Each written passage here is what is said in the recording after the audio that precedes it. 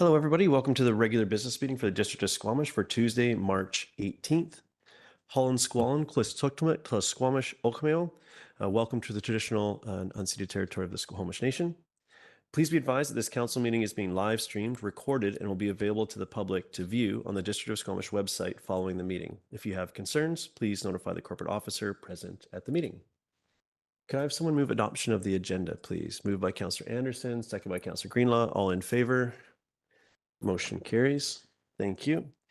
Our first order of business, we have under delegations and invited presentations, we have a presentation from PearlSpace on Sexual Assault Awareness Month. So come on ahead. We'll get you at the podium. There you go. You get to be first, and the microphone is on. So if you could go ahead, if you could start by identifying yourself, you'd have 5 minutes to address council. Great. Thank you. Hello, everyone, and thank you for having me here this evening. I'm Suzie Soman, and I am presenting on part of PearlSpace Support Services this evening, and I'm the Community Program Manager for our programming here in Squamish. And as Mayor Harford has said, I am here tonight to ask for a proclamation for Sexual Assault Awareness Month for April. We have done this every year now. This is actually going to be our 5th, I believe, or 4th for sure. And this year's theme is Together We Act, United We Change, and highlights the importance of working together to address and prevent sexual abuse, assault, and harassment. This campaign focuses on enhancing public understanding of sexual violence, amplifying the voices of survivors, and empowering us to work together to promote the safety and well-being of others. Sorry. Everyone in our community deserves to live in a safe, supportive environments where they are treated with respect. When our workplaces, schools, and communities work together to uphold safety and respect, we make progress in preventing sexual abuse, assault, and harassment. Little FYI, did you know that sexual assault is the most unreported crime in all of Canada? Our SAS program, our sexual assault support program, throughout the corridor supports everyone age 13 and up who may have been sexually assaulted. In the last year, we've received over 150 calls and texts looking for information and/or support for a survivor. Our team of 6 is on call 24/7, and we provide immediate emotional support, transportation to the hospital for an exam, and we also do third-party reports, which is a way to report anonymously. This year, we also promoted education and awareness about this important topic. And in the last year, we did adult education sessions to parents and teachers, and we were able to reach over 72 adults. Not near enough, but it's a start. This year, we're giving out whistles, stickers, and magnets throughout the month, and our window at Pearl's Value and Vintage store will have some great information, as well as zines created by one of our staff in Whistler. Please take a few minutes to check out the window in April. When there is economic and social disruption, gender-based violence tends to go up. So I hope you'll be able to join PearlSpace in raising awareness as a preventative measure. Thank you. Any questions? Thank you very much. Council, do we have any questions for our guest? And again, the ask was that the District of Squamish proclaim April 2025 as Sexual Assault Awareness Month in the district. Yep. Go ahead, Councillor Greenlaw. Hi, thank you for coming to present on this very important matter. I was just wondering, out of curiosity, do you support male victims as well? Absolutely. And what ratio is it, like, between male and female? So glad you asked that. I just looked. It's about 37% of men that report and 47% of women currently. New stats. I actually was trying to dig a little bit deeper, but those were stats I found for 21-22. Interesting. Thanks. Mm-hmm. Great. Oh, thank you. Yeah, go ahead, Councillor Penningill. Yeah, I think 2 questions. One, if someone is unsure if something that's happened to them is okay or not, are you able to help them sort of work through that and understand? Absolutely. Yeah, we do have a 24/7 number. We're trying to get it out everywhere. It's text, it's through your laptop, it's through your phone or a call, and we will connect and answer questions very quickly. Okay, and then if someone knows that something they're not comfortable with has happened, are you a good sort of first point of contact, or would you recommend someone else? And if it I is think you, that, sorry, I didn't mean to cut you off. Yeah, I think PearlSpace is absolutely the number you should call, our sexual assault line, or even just our info line, even our crisis line, and any of the staff could steer you in the right direction to get support. okay, and your website is pearlspace.com? Yes, People want- .ca. .ca, okay, Yeah. thank you. And if anybody goes on the website, they'll see the Izzy chat, and that is a direct chat right to our phone. I was going to say I could show you, but I'm not on call right now. But that would go directly, someone would pick that up. And if there's not there, there's a couple minutes wait while we get to the phone, depending on where we may be. Wow, thank you for that. Councillor French. Thanks, Mayor. Councillor Greenlaw's question got me thinking a little bit about those who fall in between or outside of male and female on the gender scale. Could you talk a little bit about gender safety and let folks know that yours is an organization that anybody can go to? Anybody. That's why I specifically said we support everyone age 13 and up. So whether male, female, or however you identify, we will work you through the steps to get the support you need. Great. Thank you for that. I don't see any other hands, so I think that it would be appropriate to move that April 2025 be proclaimed Sexual Assault Awareness Month in the District of Squamish, seconded by Councillor Stoner. Thank you so much for bringing this you so forward and for the work that you do every day. Very important work in our community, and I think it's totally appropriate that we pause to really consider the scope of the magnitude of the challenges that are faced here, and that you folks are attempting to address it in the community. So thank you so much for that. And it's also,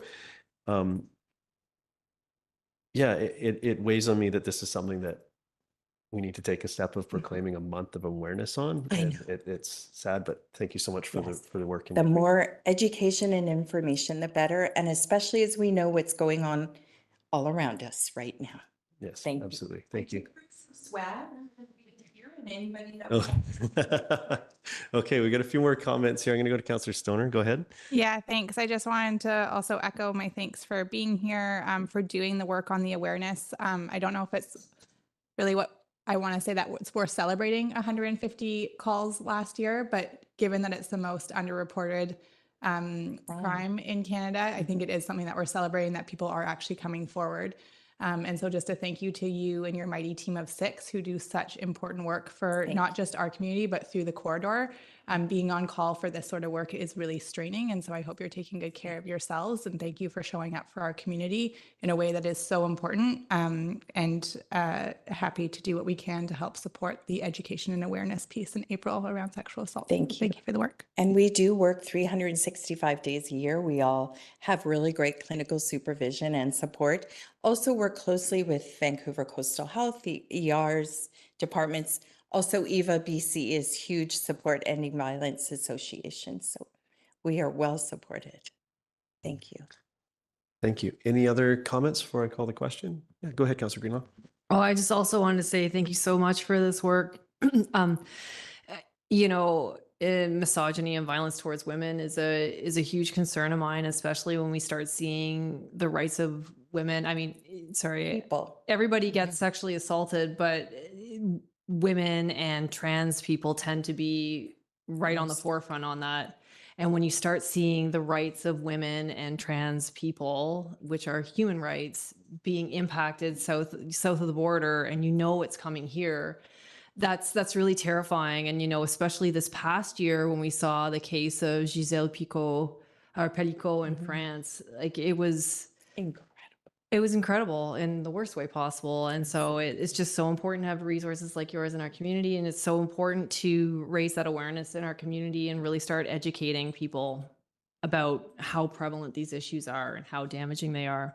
I know I read somewhere that it's something like 80% of women who are alcoholics. Sorry, a lot of my statistics are about women because that's what I researched, but like Yeah. 80% of female alcoholics had experienced sexual assault at some point in their life. And they count that as the reason that they fell into alcoholism, you know, like the pivotal point. Absolutely true. So it's just hugely impactful. And I just want to say thank you so much for that hard work. Thank you. Thanks. Thank you very much. I will say I did go on some American websites this evening and I was surprised they're still there because we've been told some will be taken down around sexual assault support. Okay, I'm going to call the question. All in favor? Motion carries unanimously. Thank you so much.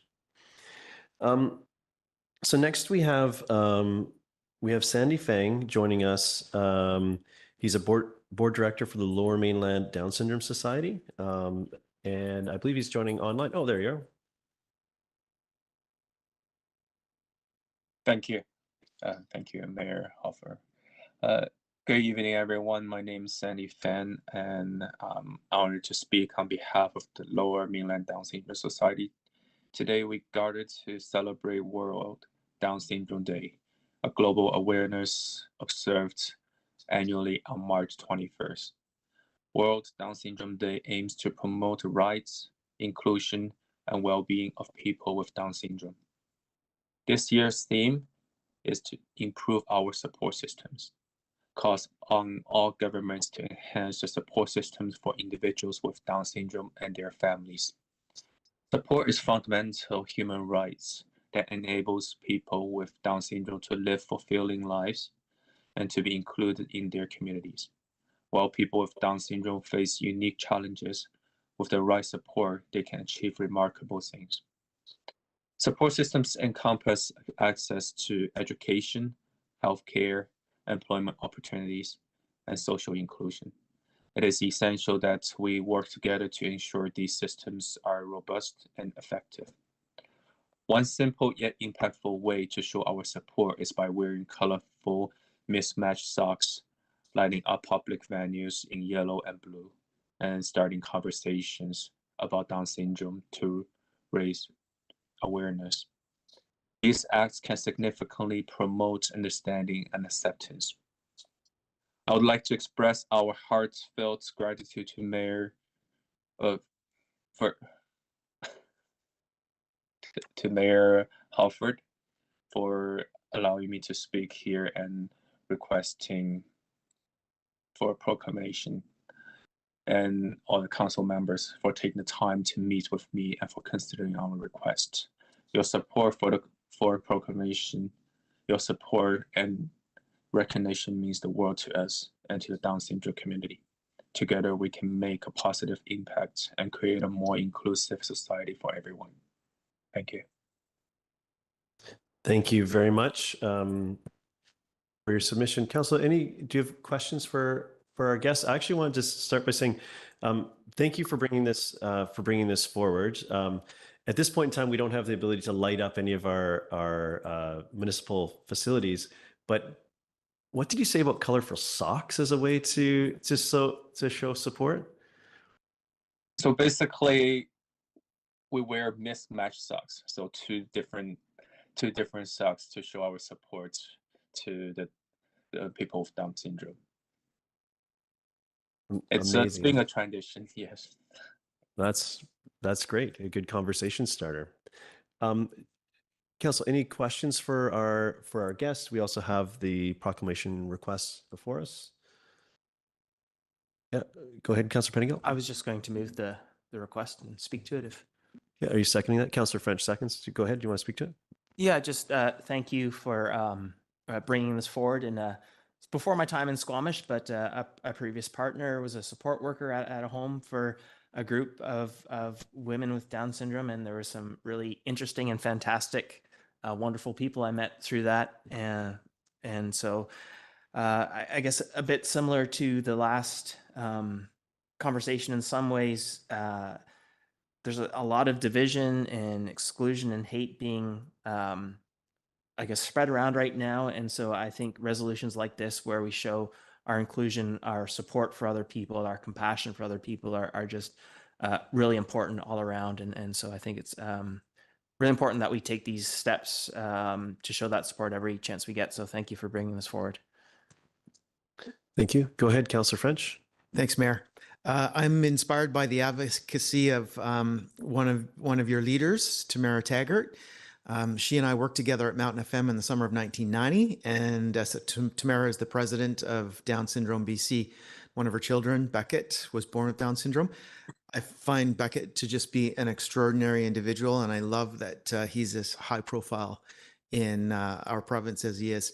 I believe that Down Syndrome BC is doing amazing work, so supporting the organization by proclaiming March 21st as Down Syndrome Day and wearing mixed match socks on that day will be my honor, even though fundamentally it is against my being to wear mismatched socks. So I'll put that aside. I'll do that on the 21st, and I'll do it with pride. Thank you for your work. Thank you, Councillor French. Go ahead, Councillor Anderson. Thank you.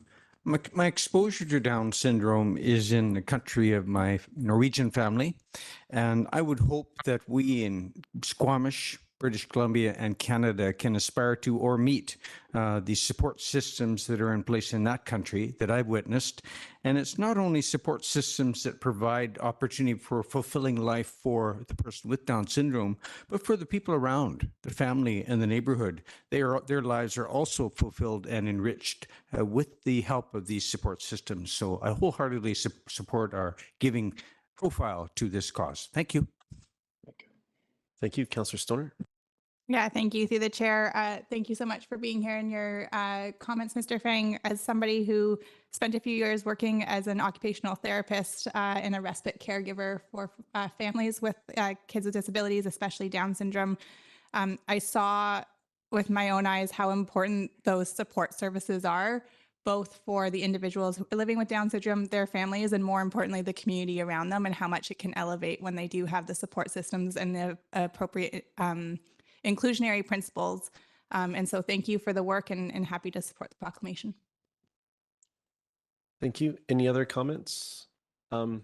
Just thank you very much for your work raising awareness for this, and very happy to support this initiative. And I just want to echo my Councillor Pettingill's sentiment around just it's extremely important that we take these opportunities to celebrate our and recognize our differences and to work towards a more equitable society. And I think and this is an excellent example of just that. And I hope to be able to continue that work in other causes. But thank you so much for this. And now every time I find myself, I'm going to one up Councillor French and say, every time I find myself not being able to find that other sock, I'm going to go unmatched and use it as a conversation starter on this piece whenever that happens. And I'll ensure that that happens on the 21st. So thank you so much. I'll call the question. All in favor? Motion carries unanimously. Thank you so much. Enjoy the rest of your evening. Thank you, Mayor. Thank you, Council. Thank you. So next up, we have a delegation. This is Timothy Clayman and Nellie Whitney MacRae to speak to us on current zoning bylaws in relation to co-housing, co-living. So we'll get you at the podium as we did with our first speaker, and you'll have 5 minutes to address council. Stand. The floor is yours. Okay, perfect. Thank you, Mayor Hertford and members of council for speaking with us tonight. Our objective is to advocate for change to current zoning that would define co-living and co-housing developments and account for co-housing developments within the District of Squamish.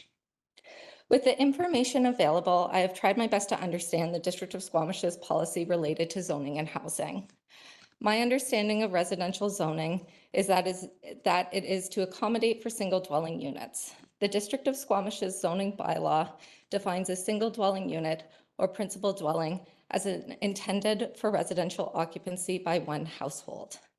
I have also tried my best to understand small scale multi-unit housing, which the district describes as a range of building and housing units that can provide attainable housing for middle-income families, are ground-oriented and compatible in scale and form within established single-family neighborhoods. Referring to housing types that are more affordable than single-family homes, but not as dense as apartment buildings, such as duplexes, triplexes, townhouses, and row houses.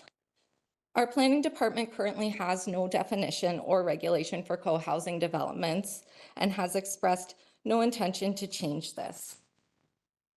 I feel that a zoning loophole exists and the gravity of this zoning loophole is immense. It sets a precedent.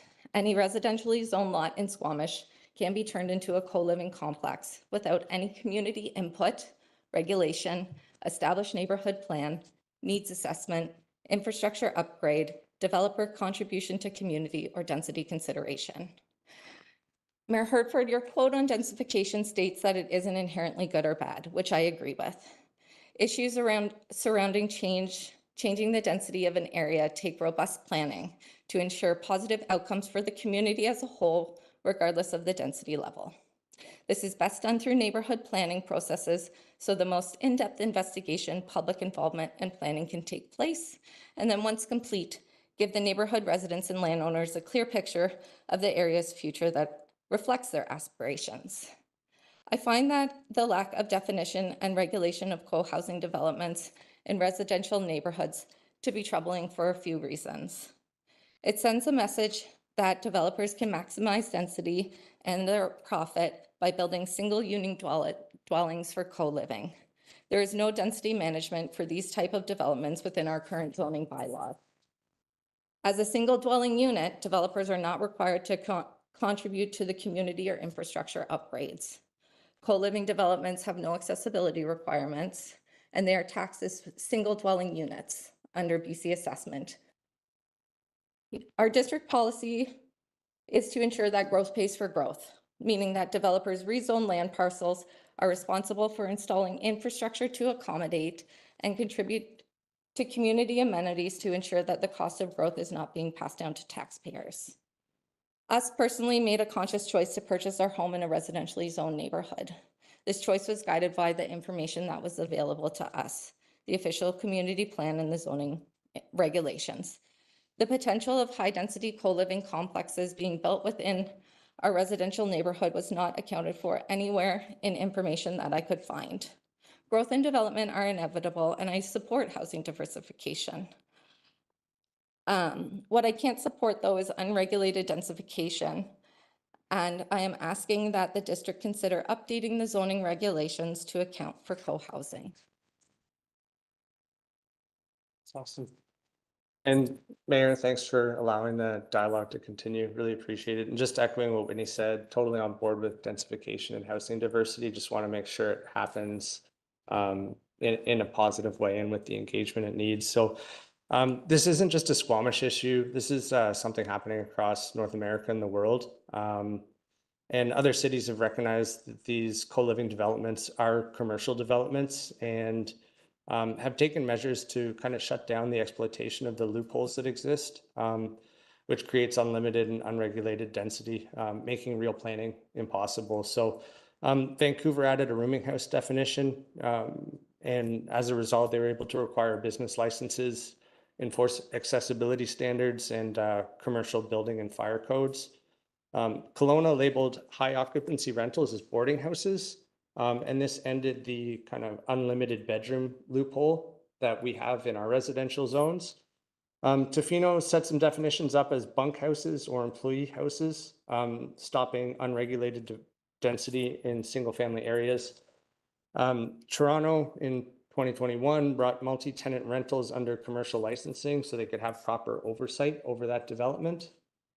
In Seattle, they set a limit to the amount of unrelated occupants in one home at 8, and this pushed larger co-living developments into a category called congregate residence rules. And then San Francisco in 2018 formally recognized group housing as a separate land use to stop commercial co-living from skirting their multifamily regulations.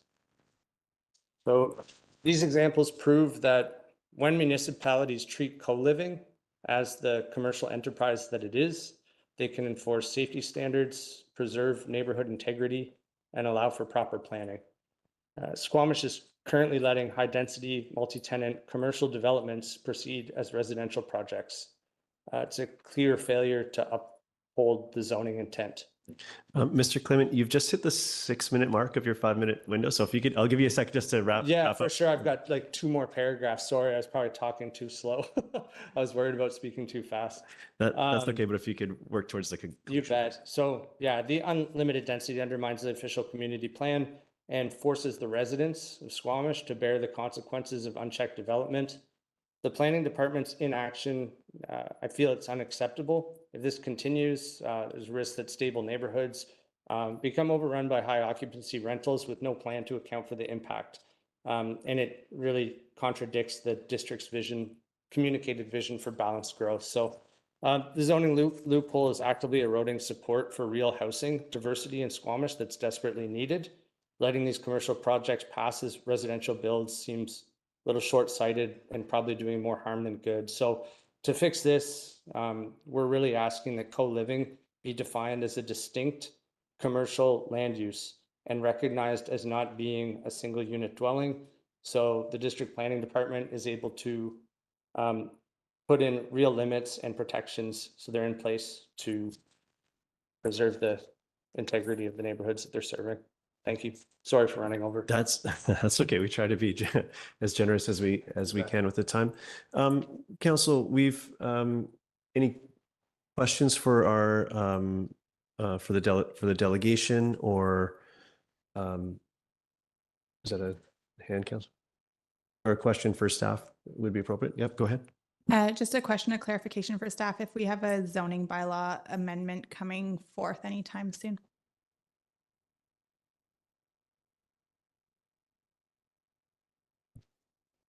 Through the mayor, Jonas Melnischke, Senior Director of Community Development, we do have a number of zoning bylaw updates that are in the drafting stages related to the Squamish Housing Action Planning. This item is not part of that work plan, so just council knows.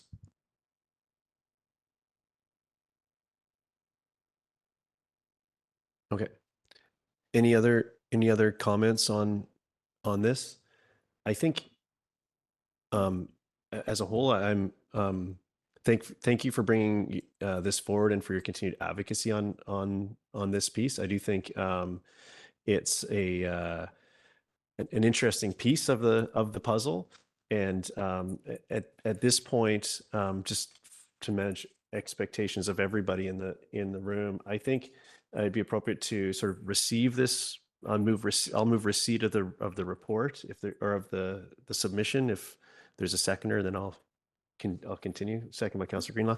I think that right now we've heard from the community. We need to take this away as individuals of council and figure out how we're best to address this. Some of the pieces, the ask, I think we had a clear ask around designating it as part of the zoning. I think there's some interesting ways to regulate this around. We heard from business licensing, whether that's a standalone or a separate, or how this interacts. And I think that this area deserves some attention. I'm not ready to make a motion in any one direction at this point. I need to sort of contemplate where we go from here. So I'm going to move receipt, and at a future conversation we can figure out where we see opportunity to impact this, and of course provide staff with some direction to help us facilitate those conversations as well. But I'm not seeing where that is clearly at this point. So I'm moving receipt for that reason. And that doesn't mean that there's not a future action. I think that's the appropriate step as we're sitting here right now. Although I'm open, if someone sees a clearer path, then we'll need to receive this submission either way. So maybe it could be a subsequent step. I see hands over here first. I'll go Councillor French, Pettingill, then Stoner. Yeah, thank you, Mayor. I absolutely support receiving the submission, and in doing so, want to thank the delegation for the thoughtful points that you've brought and the constructive feedback on our current systems. It's helpful, and I think that it's a place for us to start in seeking out potential changes in policies. Thank you. Thank you. Councillor Pettingill. Yeah, I was just going to ask for some clarification. I think you gave it that even if we do support receipt, which I do, it wouldn't preclude a colleague from bringing forward another action at this time. Yeah, no, we need to do this step. That might be the only step, but if someone has something else for us to contemplate, I'm happy to entertain that. Go ahead, Councillor. Actually, I had Councillor Stoner first, then Greenlaw. I will support the motion of receipt. Thank you for being here, for your ongoing advocacy around this, and the amount of research that has been done in terms of your submission. I will also be following up with a subsequent motion. Thanks. Thank you, Councillor Greenlaw. Yeah, I just wanted to speak in favor of the receipt of it. I think the idea of co-housing is a really interesting venture, you know, and I think we are best served by planning for it. So I'm curious to see what Councillor Stoner is going to bring forward, because I hope it's good. Thanks. Okay, so on the motion we're voting on here is receipt, just for clarity. So all in favor, motion carries. Councillor Stoner.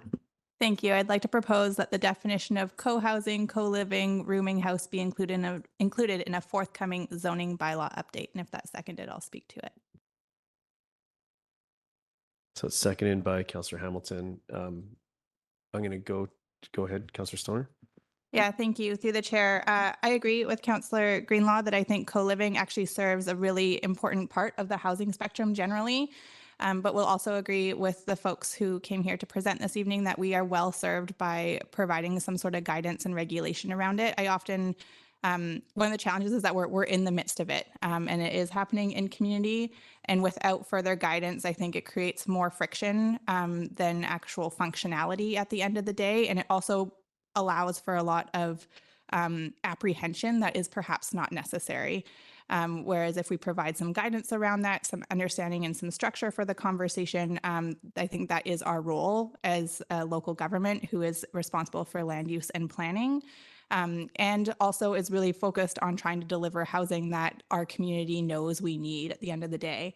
But what that actually looks like, I often feel like currently the co-housing spaces that I am aware of, I often refer to them as living in all the gray spaces of our regulation, both locally and provincially. So nothing is actually wrong, but nothing actually feels quite right. And so that is why I think it is important that we actually spend some time looking at this. And I appreciate it isn't specifically in our definition or in our work plan for the Housing Accelerator Fund, but I do think it falls very closely in line with a lot of the delivery of the housing units. And if we can actually define it in our zoning bylaw, then we can actually put some business licensing around it, and we can actually perhaps start to account for those numbers towards our targets in our Housing Accelerator Fund. So I think it's a win-win-win. Before we go to other comments, I just wanted to make sure that we get the motion and specific wording. Okay, thank you. And I just wanted to, as that's happening, it was a forthcoming, which means not the forthcoming. We just heard about staff that there's a work plan, and is that correct? And is that your For intent? clarity, I heard that there's a few different zoning amendment bylaws that are coming forward that staff are working on. So I don't want to guarantee that it's the immediate next one, but that there's a few streams of work. And so I'm happy to leave that with staff as to where it fits into the work plan, but in one of the forthcoming zoning bylaws. Okay, thank you for that clarity. Councillor Greenlaw? Yeah, happy to support this motion. I think that co-housing could be a really interesting way of densifying. I think it could be very space efficient. I think I hear a lot of people saying that they want to live in closer community. And I think it could be a really interesting and viable solution for our community. And again, we need to move towards planning for it and not just allowing it to exist in the gray spaces that it currently does. So happy to support this motion and step forward in that. Thanks. Thank you. Other comments? Go, Councillor Hamilton. Yeah, thanks very much. I think moving towards accepting and defining co-housing is an excellent way to increase the diversity of our housing forms, and I think that's much needed. Thanks. Thank you. Councillor Anderson. Thank you. I I'm convinced in speaking with community volunteers and professionals in the protective services fields that there are some safety issues that need to be addressed with this form of housing at present in Squamish. I also am concerned that we should be mindful of a level playing field with respect to sharing in the costs of community infrastructure and amenities, and not least a level playing field for neighboring ratepayers. Thirdly, we have spent a lot of time during the last council term on issues with short-term rental accommodation. And I fear that in reading some of the advertisements for some of these facilities, that it harkens back to some of the things we were trying to address in our measures concerning short-term rental. Finally, it may be more than a definition in the zoning bylaw. We may need to give attention to a number of things, but this will be up to the discretion of the planning department. I'm supporting this as part. I would think that this is part of our Squamish Housing Action Plan, or should be considered broadly, because we do want to see that co-housing forms are a success. Thank you. Thank you. Councillor Pettingill.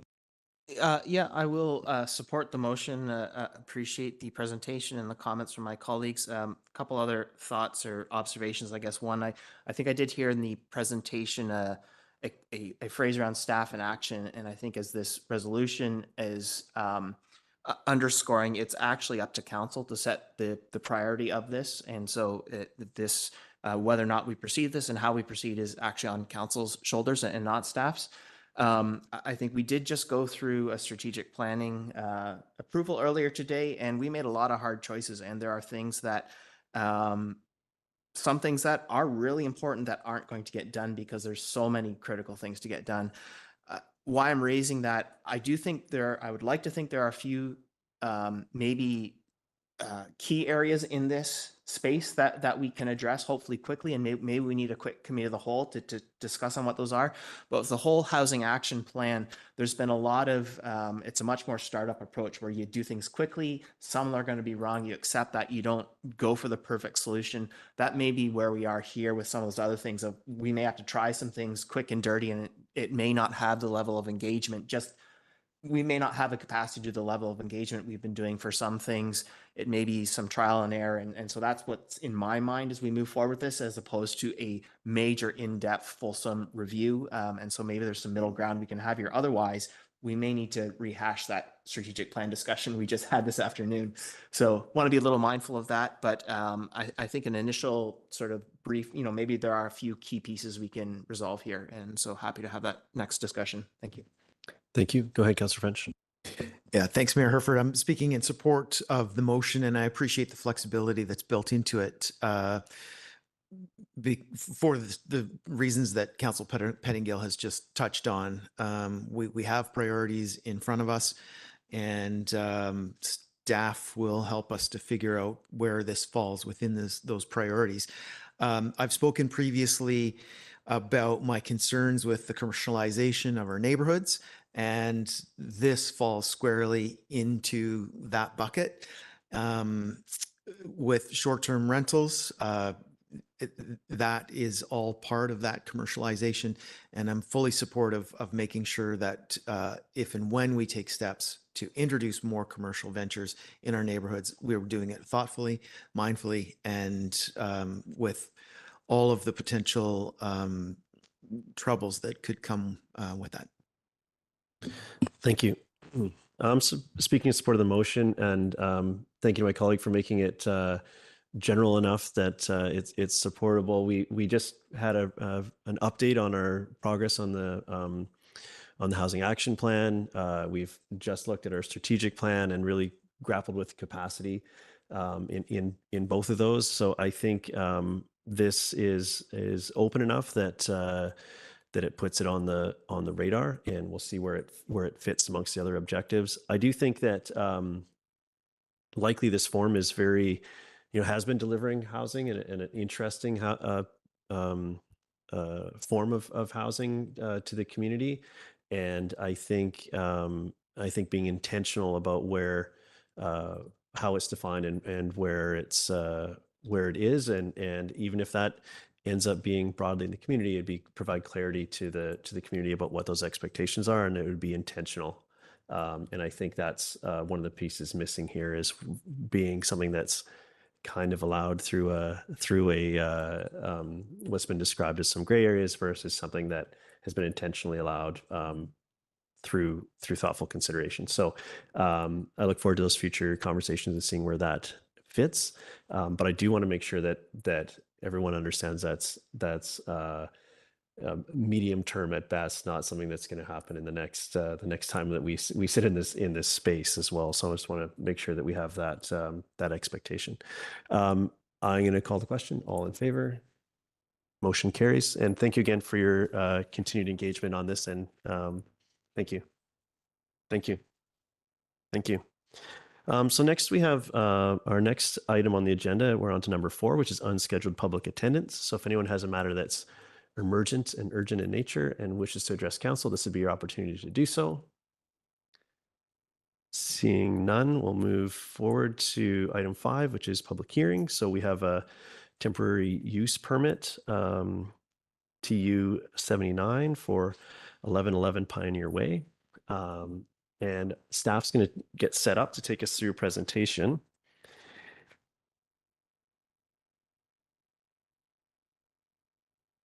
So first we will have staff's going to run us through the presentation. Council can ask questions, and we'll open the floor up to members of the public to make submissions, including the proponent, and we'll go through from there. Okay, so I'll turn it over to staff. Take it away when you're ready. Thank you, and good evening, Mayor and Council. My name is Jessie Fletcher, Manager of Current Planning, and with me this evening is Jonas Villenishkas, Senior Director of Community Development. Tonight, I am presenting for Council consideration temporary use permit number 79 for 4 units located at the property at 1111 Pioneer Way. The temporary use permit is for 4 units located in the mixed-use district MUD 1 zone in Area 1. And the application proposes a virtual reality facility with accessory restaurant use. The star on the slide indicates the area of the use with the 4 units highlighted in red. This slide shows some of the images that were provided in the applicant submission. The casual sport proposes to house 3 virtual reality simulator rooms with a virtual reality treadmill arena. A small cafe restaurant is also proposed to support the use.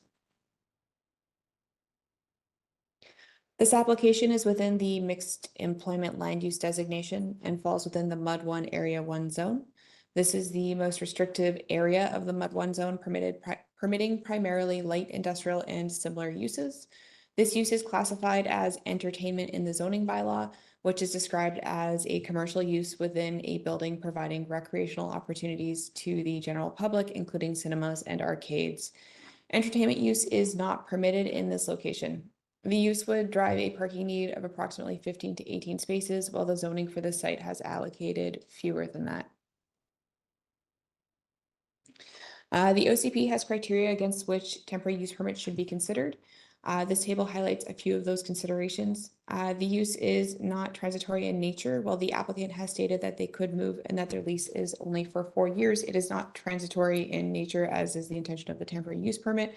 The existing land use is MUD 1, and this area is focused on light industrial. The uses in this area were crafted to interface with the light industrial uses south on Pioneer Way.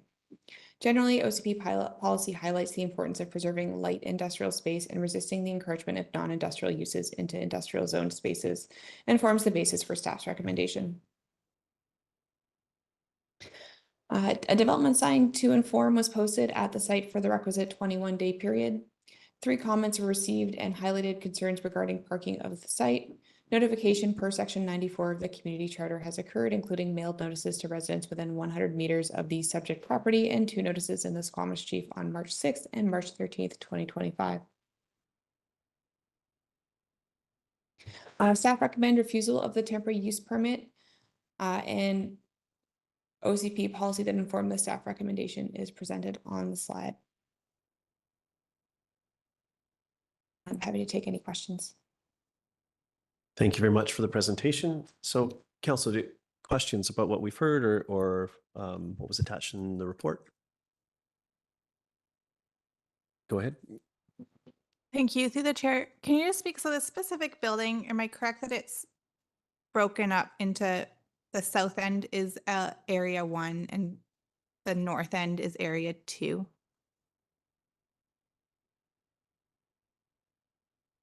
Is that correct? Yeah, through the chair, that is correct. The area in the slide, you can see this is the image from the MUD 1 zone. 39, I think it's 680, the southern lot there, Pioneer Way, where the star is the location area. That building is divided into area 1 and area 2, where the buildings further to the north are in area 3, which is the most permissive of the MUD 1 areas.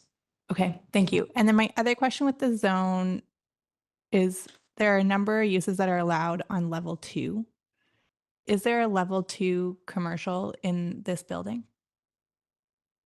Through the mayor, thank you for that question. The MUD 1 zone has specific criteria that allows mezzanine areas to be considered as the second story when calculating height and for use bonuses as it relates to, I'm doing a poor job of explaining this, so excuse me, but there is a residential density multiplier that allows for mezzanine to be considered second story. So in this case, the mezzanine spaces within the units are considered level 2.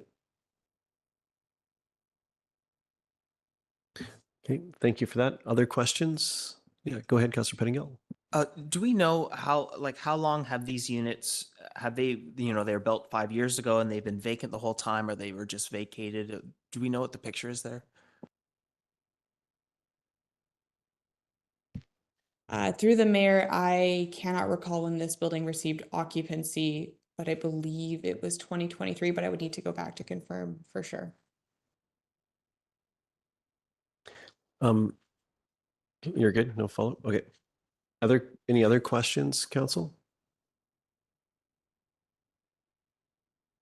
I can see that their wheels are turning here. Go ahead, Councillor Hamilton. Yeah, thanks. One of the considerations of light industrial use are the ceiling height requirements for a particular operation to occur. Are there, and I know that are there ceiling height requirements for this business that might require it to be in a light industrial, like in a building with larger ceilings, which will typically be found in a light industrial space as opposed to a commercial space? Through the mayor, I do not know the answer to that question. Okay. Maybe that's some foreshadowing to the proponents to address that in their comments that we'll have an opportunity a little bit later. So the indoor, so this use, entertainment use, and I think it's indoor sports recreate, like it's kind of all those things potentially. Where are the allowable zones for this type of operation from a planning perspective? Thank you, through the mayor. The entertainment uses are generally described in our commercial zones. The commercial C4 zone, for example, is described as the area where entertainment uses should be located, and most of our new comprehensive development zones do include some provisions for entertainment use, so primarily in the downtown and newer comprehensive development or sub areas. Okay, thank you. Actually, this slide is helpful. I think there's this application brings up a number of concepts that are challenging. I'm going to start with one that's on the screen here around parking, and just in isolation, we've received a letter from the property owner talking about how there could be some opportunities to reallocate parking on site to address these concerns. Is that something that we can capture in a temporary use permit? Like, what does that mean for the rest of the facility? Like, can you speak to that option? Is that something we generally explore to try to solve for some of these? Granted that some of them are more aren't as technical in nature, more on a philosophical level around what the use should be versus the technical piece. So, can you speak to, like, can we capture this somewhere, and was that explored? Thank you, through the mayor. That's a bit of a tricky one. The way parking is dealt with or managed on site is not something typically planning staff get involved with, parking gets checked at business licensing. So where spaces were allocated to a different use from that unit, the unit they were allocated away from in the future may not have access to those units, which would be where planning would have hesitation to explore that for this situation. A safer space would be to, in the temporary use permit, we've allocated 7 stalls to the unit, as those are what would be available through the zoning to ensure those are. And if the management of the unit added additional ones, then in a future scenario, we wouldn't have to then go back through the temporary use permit and figure out which stalls were taken from which businesses or which residences. So zoning is a bit of a blunt tool at this point to just say the zoned expectation is these spaces and these what were developed through the development permit process. Okay, and then, yeah, generally it's having done rezoning and all these like parking contemplation, it would be run by it would be up to the management of the strata of to actually divvy these out. So even if we allocated by bylaw that 7 spaces are generally allocated to these spots, they might not actually be allocated there because the strata can manage the parking as they see fit. Through the mayor, correct. Although in this case, it would be the building owner as it's all owned by one entity. And if I may just provide further clarity to an earlier question about when the building received occupancy, we can confirm it received occupancy in late 2023. Okay, and it hasn't been tenanted. I think was the second part of that. It's been empty since new. As per business licensing, it has not been tenanted. Okay, thank you. Yeah, go ahead, Councillor Pettingill. Yeah, I wonder if I can form a question by way of stating some assumptions for the purpose of clarifying that they are accurate. So my assumption is that one of our thoughts about the sort of more restrictive zonings in an industrial area is that industrial zones tend to have greater employment and higher value employment density, but need lower leases, and therefore we limit the uses to just those things which does put downward pressure on leases, which allows those high employment businesses to happen. And we typically wouldn't allow commercial or this sort of entertainment business there because they would be able to pay a higher lease and therefore bring up everyone's prices and make it more difficult for industrial operators in that zone. Is that sort of the premise under which we're working here? Through the mayor, I think that is generally one of the premises that informs industrial policy. Generally speaking, entertainment commercial uses do drive higher rents than industrial uses, and industrial uses provide also important services to a diverse economy. The other portion of it is interface with other uses. Zoning is primarily based on what uses are compatible with other uses. In this location, the theory behind the Mud 1 zone was because it was interfacing with the lighter to medium industrial along Pioneer Way.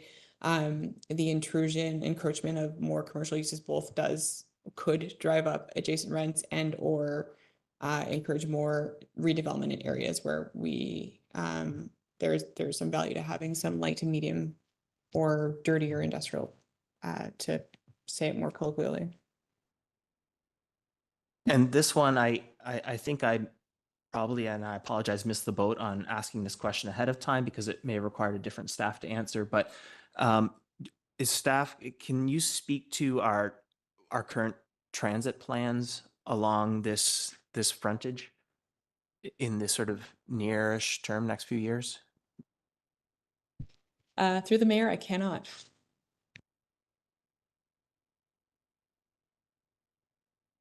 Okay.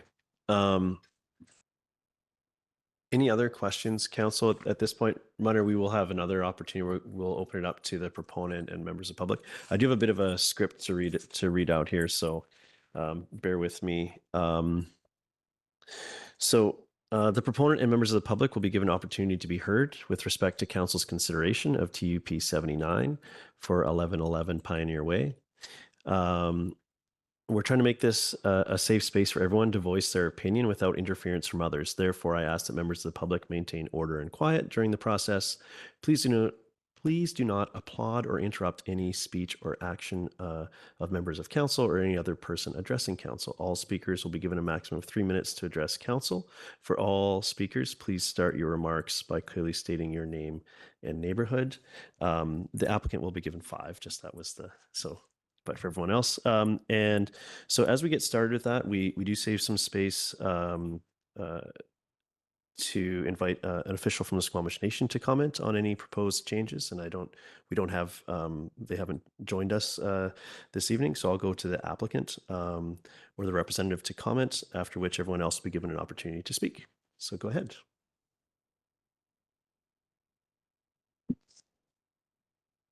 Good evening, members of council and Mr. Mayor. I guess we have to state our names. Melanie Martin and Sean Martin, and our neighborhood is in Whistler right now, for now. Thank you for allowing us to speak tonight. We both come from the hospitality industry with a background in food and beverage. While neither of us would describe ourselves as the most active individuals, we share a passion for exploring new experiences. That's why we created The Casual Sport, a unique space where people can stay active, have fun, and connect with others. Our business is designed to offer a fun, interactive, and engaging space for the Squamish community. Just to give a quick overview, so the main corner unit will be a deli-style restaurant offering quick casual meals with a patio space for outdoor dining. And then the other 3 units will feature virtual sports simulators available for hourly rental.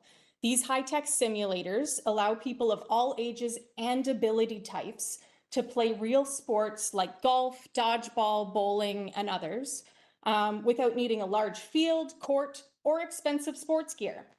It uses a large screen, sensors, and special software using motion tracking. Players can swing, kick, or throw real equipment with their movements being mirrored on screen for an immersive experience. And then the mezzanine levels on the 2nd floor will provide cozy virtual reality experiences, adding another layer of interactive entertainment. We believe our business supports the OCP's vision of complete connected neighborhoods where people can live, work, play, and shop by providing engaging recreational activities in a centralized location below and beside established residential areas. The OCP promotes business retention, growth, and innovation, and we contribute to that vision by bringing a unique, locally driven experience to Squamish. Our virtual sports simulator facility encourages physical activity, play, and social engagement, supporting both mental and physical health for residents of all ages, and creates an inclusive recreational environment benefiting children, adults, youth, families, and seniors alike. We recognize the importance of responsible planning and adherence to zone regulations. However, we urge the council and we urge the district to consider the broader benefits our business brings to the community in alignment with the OCP. We are prepared to sign a flood covenant to absorb the liability should that be required, as that was one of the stipulations of the MUD 1 zoning. We also understand the concerns regarding parking and have been working with Greg Gardner and Darren McCartney, who have provided council with possible solutions.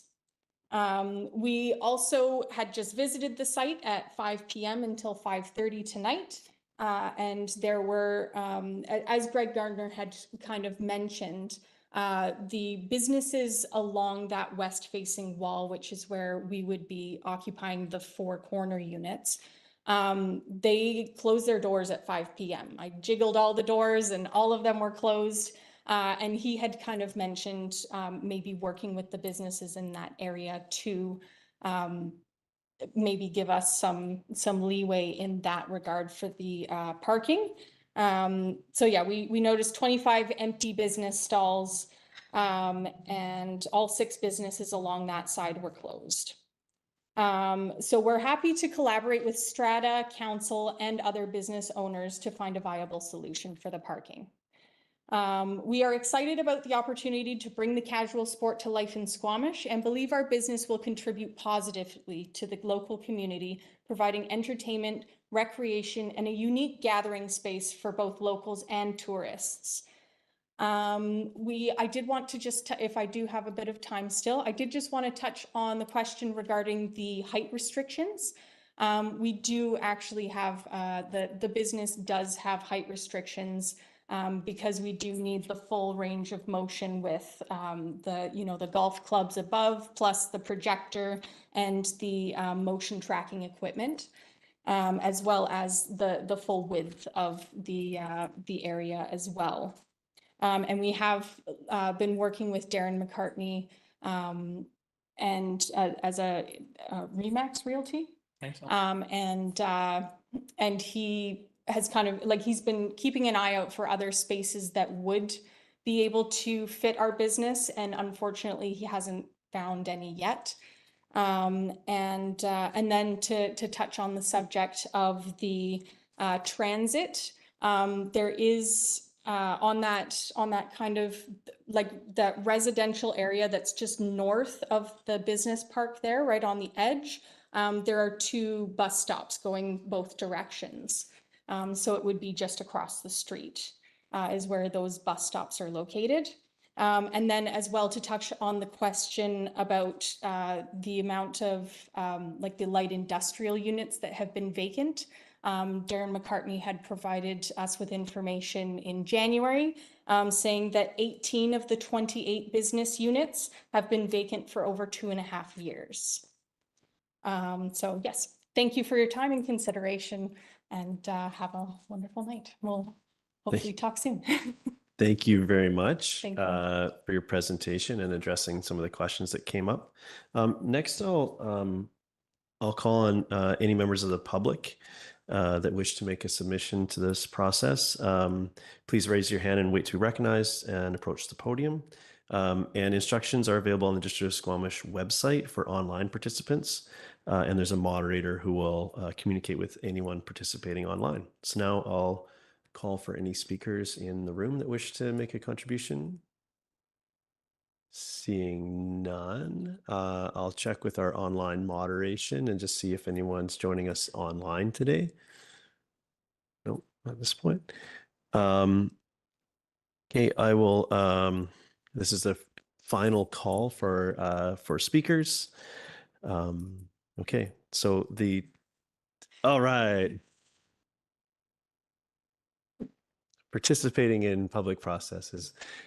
Come on forward. Thank you. You have 3 minutes to address council. Please start by identifying yourself and your neighborhood. All right. My name is Renee Africa. I live in Dentville. I've lived in Squamish for about 6 years now, and I've known these lovely humans for maybe 5 years, 4 years, something like that. And when they were telling me about their proposition, I just thought it was such a great idea because we just don't have anything like that here in Squamish. And there's nowhere for old people, young people to go have this type of indoor recreation experience. And especially having a little cafe. And then she was even talking about maybe some movies or something here and there, and just other things that they can incorporate into their business. I just thought it was really cool and something fun, and that would be great for locals and tourists alike. So I think it's a good idea, and you guys should really consider their plan. Squamish needs more fun things. Okay. Thank you. Thank you. I'll ask again if there's any other speakers, either in person or online. See no one in chambers. I'm getting the head shake that we don't have anyone joining online. So at this point, the time for public submissions is now closed. I'll go back to council to ask if there's any further information that the planning department might be able to provide and to assist in our decision here this evening. Yeah, go ahead. Councilor Greenlaw. I was just wondering if staff could comment on the hours of operation, what kind of hours they're planning on being open. Do you know? Thank you through the mayor. That was not included in the application package, so I would need to defer that back to the applicant. Thanks. Okay, Councilor Pettingill. Yeah, and I apologize if this was touched on, but just looking in the business park and some of the, I-11 and I-9, I-8 and so on, there is fitness as a permitted use in a number of the zones. And based on the description, I guess, is it not possible that this could fit as a fitness use, or is there a reason why it could only be considered an entertainment use? Through the mayor, thank you for that question. I think I'd highlight first that fitness use in this area is not permitted. So regardless, it would still need a temporary use permit. But in reading the zoning bylaw, the entertainment use as described was the best fit for this use in staff's assessment. I guess what I'm not actually thinking about this particular location necessarily, but the business park as a whole. There are a number of areas with this sort of structure that supports a fitness use, which seems, in my mind, somewhat aligned with what is proposed. And so is it possible that a different space in the business park might actually fit our zoning? I think yeah, I'm just trying to keep us on to this particular decision. That could inform this decision if you're one way or the other, if there was another spot available, which Yeah, sort of where I started going. But are you saying this might fit in more spaces than was described? Yeah, what I'm trying to wrap my head around a bit is it seems that, this is asking for a use that arguably competes with industrial uses. There are other buildings and structures in this park that are also sort of in competition for industrial uses, but we've already sort of said, and fitness is an acceptable, like we're okay with that ratio. And so do we sort of say, no, we actually do have places. I guess what I'm trying to understand, do we have places zoned already that this could fit? Or is it truly there is no home available in the business park, like no zoning, or that we really have to go to a TUP? Because I guess when I look at this, I think, could this fit in a fitness use in a number of the other parcels here? Sorry, we turned that into a really long question, but do you have an answer for us? Thank you, through the mayor. The area 3 of the MUD 1 zone permits neighborhood commercial, which does permit the entertainment use. So that would be the area fronting Government Road as it wraps around the area. Within the rest of the business park, there is no other area that permits entertainment use outright. However, there is OZP policy that supports more commercialized uses than light industrial in the I8, I9 zone. And that is typically where there has been more flexibility in TUPs in the past, whereas this area is more restrictive from an OCP policy perspective. If I'm not mistaken, the C11, which I understand isn't built out yet, does in the business park does support entertainment use. Is that? Through the mayor, that is correct. That would be the lots that are adjacent to the highway. And I believe we generally consider those as Highway 99 adjacent through the DP guidelines, but they are within the business park geographically. Zoned lands, but not existing units, just for clarity there. Did I see a hand on this side? I lost my, Councillor Hamilton, and then. I'm just ready to move when all questions are done. Anyone need any more information before we contemplate a decision here? I don't see hands. I'm going to go to Councillor Hamilton. Thanks very much. And thanks very much to the proponents for coming by and speaking to this. I'd like to move one of the alternatives, a combination of the alternatives to the staff recommendation, that council issue TUP for a period of 3 years and direct the applicant to pursue a rezoning application. Okay, is there a seconder? Councillor Greenlaw seconds. Would you like to speak to your motion? Yeah, thanks. Interestingly, this use seems to fall into a use that just simply wasn't foreseen in our zoning because it kind of didn't exist. I see how staff see this as entertainment, as an arcade, but I could certainly see an argument that this is indoor recreation. I could certainly see that this is an argument that this is fitness, and I completely understand that both of those uses are not strictly allowed in this section of that building. But indoor recreation is allowed just a few units up. So I definitely understand the tension points here, but I fall on the other side of looking for or supporting more inclusive zoning that allows our businesses to operate in zones that work for them. And I also fully, the aspect of the ceiling height, requiring a ceiling height could be a significant limiter in what spaces are available to them. And I know that we've had temporary use permits for other businesses in that area that are consistent with the ceiling height use requirement. Thanks. Thank you. Councillor Greenlaw. Yeah, I just want to speak in support of the motion. Lately, I've been reflecting on what teenagers can do around town, and like I love the accessibility piece of this project as well, but I think this could be a really good resource for a lot of members of our community, including especially teenagers having something to do around here and more fun. But also when you were describing the project, what came to my mind was this is kind of like a different definition of tech rec. Haven't we been looking for that? Or rec tech. But anyways, so I support it. I think to Councillor Hamilton's point, it was an unforeseen use for this area, but given that these lots are sitting untenanted for several years, I think this is a viable use for them. I do wonder if it is like an evening usage situation, then the parking piece is really probably not an issue because they're all gone by 5. So I think this is an interesting proposition. Thanks.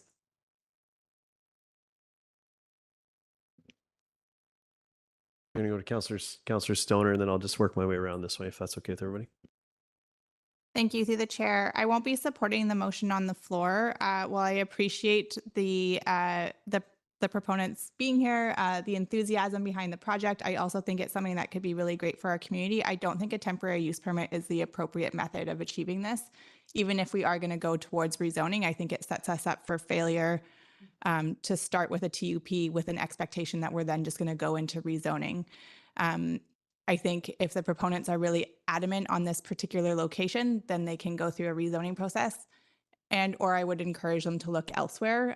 We know that there are huge demands on the limited amount of industrial space that we have left. This may not be the best way that we were able to achieve what we were trying to achieve at the time with the MUD 1 zone, and it may be time that we review the MUD 1 zone. But I don't think that issuing a TUP is a fair process at this point, given that there's probably 100 other businesses that would have loved to move into that space if it had been available. And so I think that if we actually think that there's an issue with the MUD 1 zone, then we do our due diligence in process and address that through a zoning amendment. We don't issue a TUP on a temporary nature for a business that is not temporary in nature. While also recognizing that this could have huge value in our community. We do need more spaces, especially indoor spaces through the long winter times, especially for our youth to do a diversity of indoor recreation / entertainment values, wherever that may fit on that spectrum. I do think the inclusion of the deli component, the outdoor patio, for me, this leans closer towards entertainment than it does for indoor recreation. But yeah, I just think that issuing a TUP is poor practice at this point. Thank you. Councillor Anderson.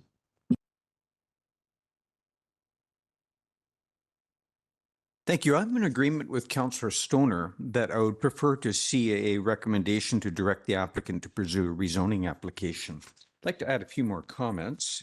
Firstly, a kind of a footnote for staff. The report to council refers to this as the Sea to Sky Business Park. It is not the Sea to Sky Business Park. That is the branding for the Solterra development nearby. In the OCP, this is referred to as the Squamish Business Park. I'm usually vigilant about trying to protect industrial land. However, in this case, we are looking at a particular typology of industrial land, and our correspondent, notably Mr. Gardner, gives a number of examples of a inability to fill spaces. This is all one typology. Meanwhile, I have a list in front of me of 18 existing local businesses seeking industrial land solutions, none of whom would be satisfied with this typology of the type of unit that we're looking at. They're looking for larger units, 10,000 square feet, and a few companies looking for that. People being displaced, looking for places. So I am concerned about the supply of industrial land, but not this typology. And I think we should be careful to understand the different categories and needs within this industrial land spectrum, if you like. We do not have a roadmap or needs analysis to satisfy a particular important objective of council, and that is number 4.4 in our strategic plan, to a net increase of employment lands and spaces, both on land and marine. We have no roadmap to address this, and I'm concerned about this, and I've spoken about this earlier today in another session. Part of what we should be doing to address that 4.4 objective in employment lands is also a review of the mud zone, in my view. And so I do support that, would support that initiative, and perhaps that would be informed by a rezoning application in this case. We have another council objective, and that is to, namely number 2.3, if I could find it in front of me here, and this refers to cultural and recreational spaces. We have no roadmap. We have no roadmap for what youth need around town and what we're missing. There is no needs analysis to inform us. And meanwhile, we have development proposals coming forward, asking questions, making suggestions, and we can't respond to them in as informed a way as we should be. So I agree with Mr. McCartney that this would satisfy a need. As a youth in this town, this type of facility in my day would have been something I would look forward to. It's the pinball arcade of today, I suppose. So I think that is also a need. We don't have a map of our needs and how this proposal might fit into it. Finally, then, I feel that a rezoning application would also perhaps in a more fulsome way address the parking concerns of the neighborhood. I would like to understand them better. So in the end, I won't be supporting the motion, but would support a rezoning application on part of the applicant. Thank you. Thank you, Councillor Pettingill. Yeah, thanks. I am not inclined to support the resolution at the moment. There's a couple things for me. I think, you know, we're really trying to think about mode shift and how we get to places. And I guess I'm a bit concerned that the response when concerns with parking were raised is like, oh, no, it's not an issue because everyone's easily able to bike and the bus is super easy. Instead, it's like, oh, no, we can add all kinds of parking spots, which I think suggests to me that the model, I think, needs a bit of work and maybe this isn't the location. The other piece, there is that C11. I know it's not built out, but we have actually zoned for this use in this park area. And we have had many conversations about maintaining some space for some of the other uses that are zoned here. And I do worry that if we permit TUPs for businesses that may be well desired and may generate a lot of revenue for the landowner, I think that really does push up prices and makes it difficult for the other businesses that we've said we want to grow in this area. I would also suggest that, in my mind, a TUP that is in a zone in the park that's already recreational, that may be a small enough shift that I could get there in a TUP into something that allows recreation, because then it's, you know, we're not carving out a place that, for better or for worse, we've really set aside for that particular set of industries. And maybe it is a fair assessment that we need to review the whole business park and the whole zoning. We did this, I think, towards the end of our last term, I believe. So it hasn't been that long ago. We actually did really put our mind to it, and understanding there are many people that would like to be in this business park. And that's part of the reasons why the leases are so high. And so I think it's important, if we want to hold to our objectives, that we are very cautious about when we do a rezoning. And maybe there will be cases where a rezoning or temporary use permit makes sense. But for me, in this location at this time, I don't think this is the one I can support. Thank you. Okay, thank you. Councillor French. Thanks, Mayor Herford. I see this as a great business opportunity. Clearly, a niche has been identified. Squamish does need more fun things for when the rain is falling and our trails are covered in slush in the winter months. I can't support it, though. Seeking a temporary use permit, I believe, is not the way to get this operation into reality. What I'm seeing here does not meet my expectation of how I feel the temporary use process was designed to be used. I would have rather have seen a rezoning application come to us on this, or for the proponent to find another spot in the community for what I really do believe is a fun new thing that our community would enthusiastically support. So in not supporting this, I'm hoping that the proponent can find a way to still get this activity into our community. Thank you. I'm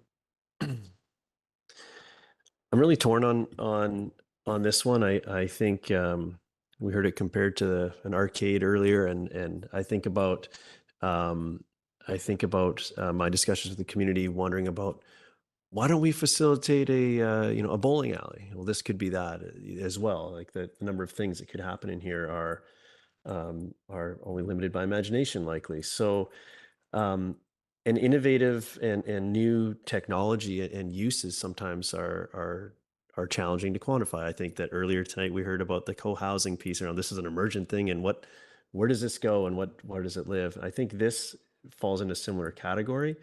However, when I think about the intent of this zone and the complexity of even having that sort of two areas in one building and so on, was really about hedging against the impacts of the industrial uses in an adjacent neighborhood, and providing those industrial units as a bit of a buffer as it transitions into housing. I was contemplating this parking impact, and there was in the table in the staff report, it speaks to that the visitor parking is shared with the commercial parking on site, to reflecting that there's less use on those commercial spots during the evening to facilitate the residential use. And then I think this use would sort of disrupt that math that had already been done as part of the development of the site. So so as many of my colleagues have mentioned, I think the temporary use permit is I don't find them I find them a very challenging tool, and I think a rezone would be more appropriate here, where we can contemplate this the impact more broadly, and the knock-on effect it would have to the adjacent units that would still be zoned for an industrial use. So I agree that this is an exciting opportunity for the community. I'm just really struggling with the location, and that's what this decision here is about. So unfortunately, I wasn't able to get there, and I won't be supporting for those reasons. And I hope that there's a home can be found, and happy to work to see what that could be. But at this point, I don't think this is the appropriate action. So I'll call the question. All in favor? Councillor Greenlaw, Hamilton, support, and opposed. Councillor Stoner, Anderson, Pettingill, French, and Mayor Herford opposed. Motion fails. Okay, thank you very much. We'll move on now to thank you, staff. We'll move on now to the consent agenda. If anyone has anything they'd like to pull from the consent agenda, now would be the time. I'd like to pull item, I guess it's 6D1, which is the wood fiber LNG Fortis Eagle Mountain pipeline projects update. Is there anything else? Yeah, go ahead, Councillor Anderson.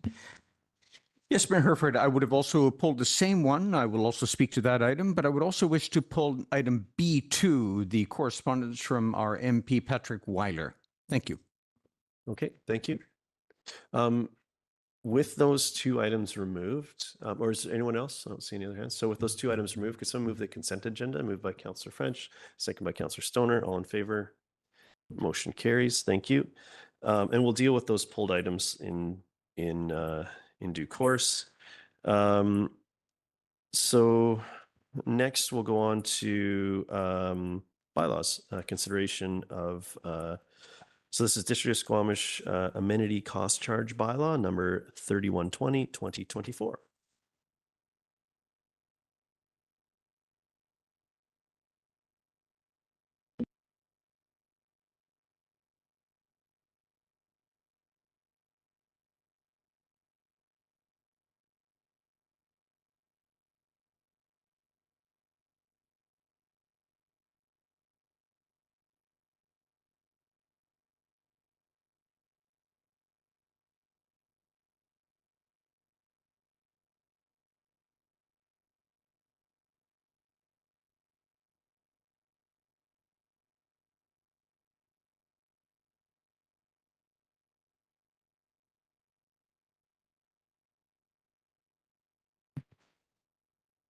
Good evening, Mayor and Council. My name is Brian Daly, planner with Community Development.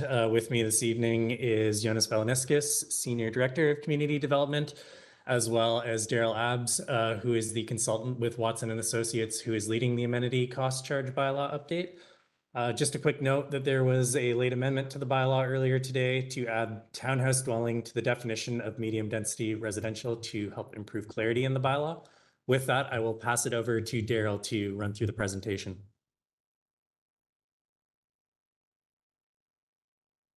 Thanks, Brian. Thank you to the mayor and members of council. Pleasure to be speaking before you this evening. My name is Daryl Abbs, managing partner with Watson Associates, and as Brian mentioned, assisting the district in leading the ACC background study, as well as the DCC background study and bylaw process.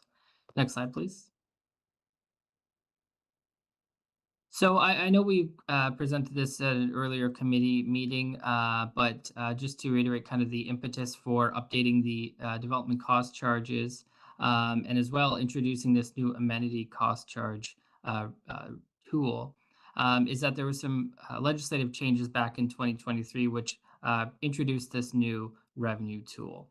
And so as part of this process, we're updating the existing development cost charges and as well introducing this the calculations in the bylaw this evening for the amenity cost charges.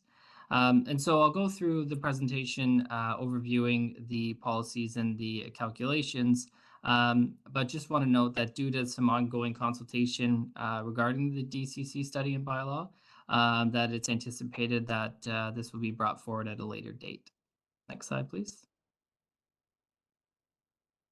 And so I did want to note that as we were preparing the background study, undertaking the process and preparing the calculations, we did observe the DCC best practices guide and the provincial interim guidance document, which provided some direction for local governments in preparing this new revenue tool in advance of the release of a new best practices guide with respect to ACCs. And so on March 7th, so 11 days ago, the province released the best practices guide for the ACC. And so obviously we were very far down the process and completed the calculations and the draft bylaw, et cetera. But we did go back and review the best practices guide and did note that that our process, our calculations and our bylaw do conform to the best practices set out in the guide there. Next slide, please. And so the purpose of this revenue tool, similar to DCC's, is to recover the capital costs associated with new development in the district. And so these costs are in addition to what would a developer would normally pay or construct as part of their subdivision.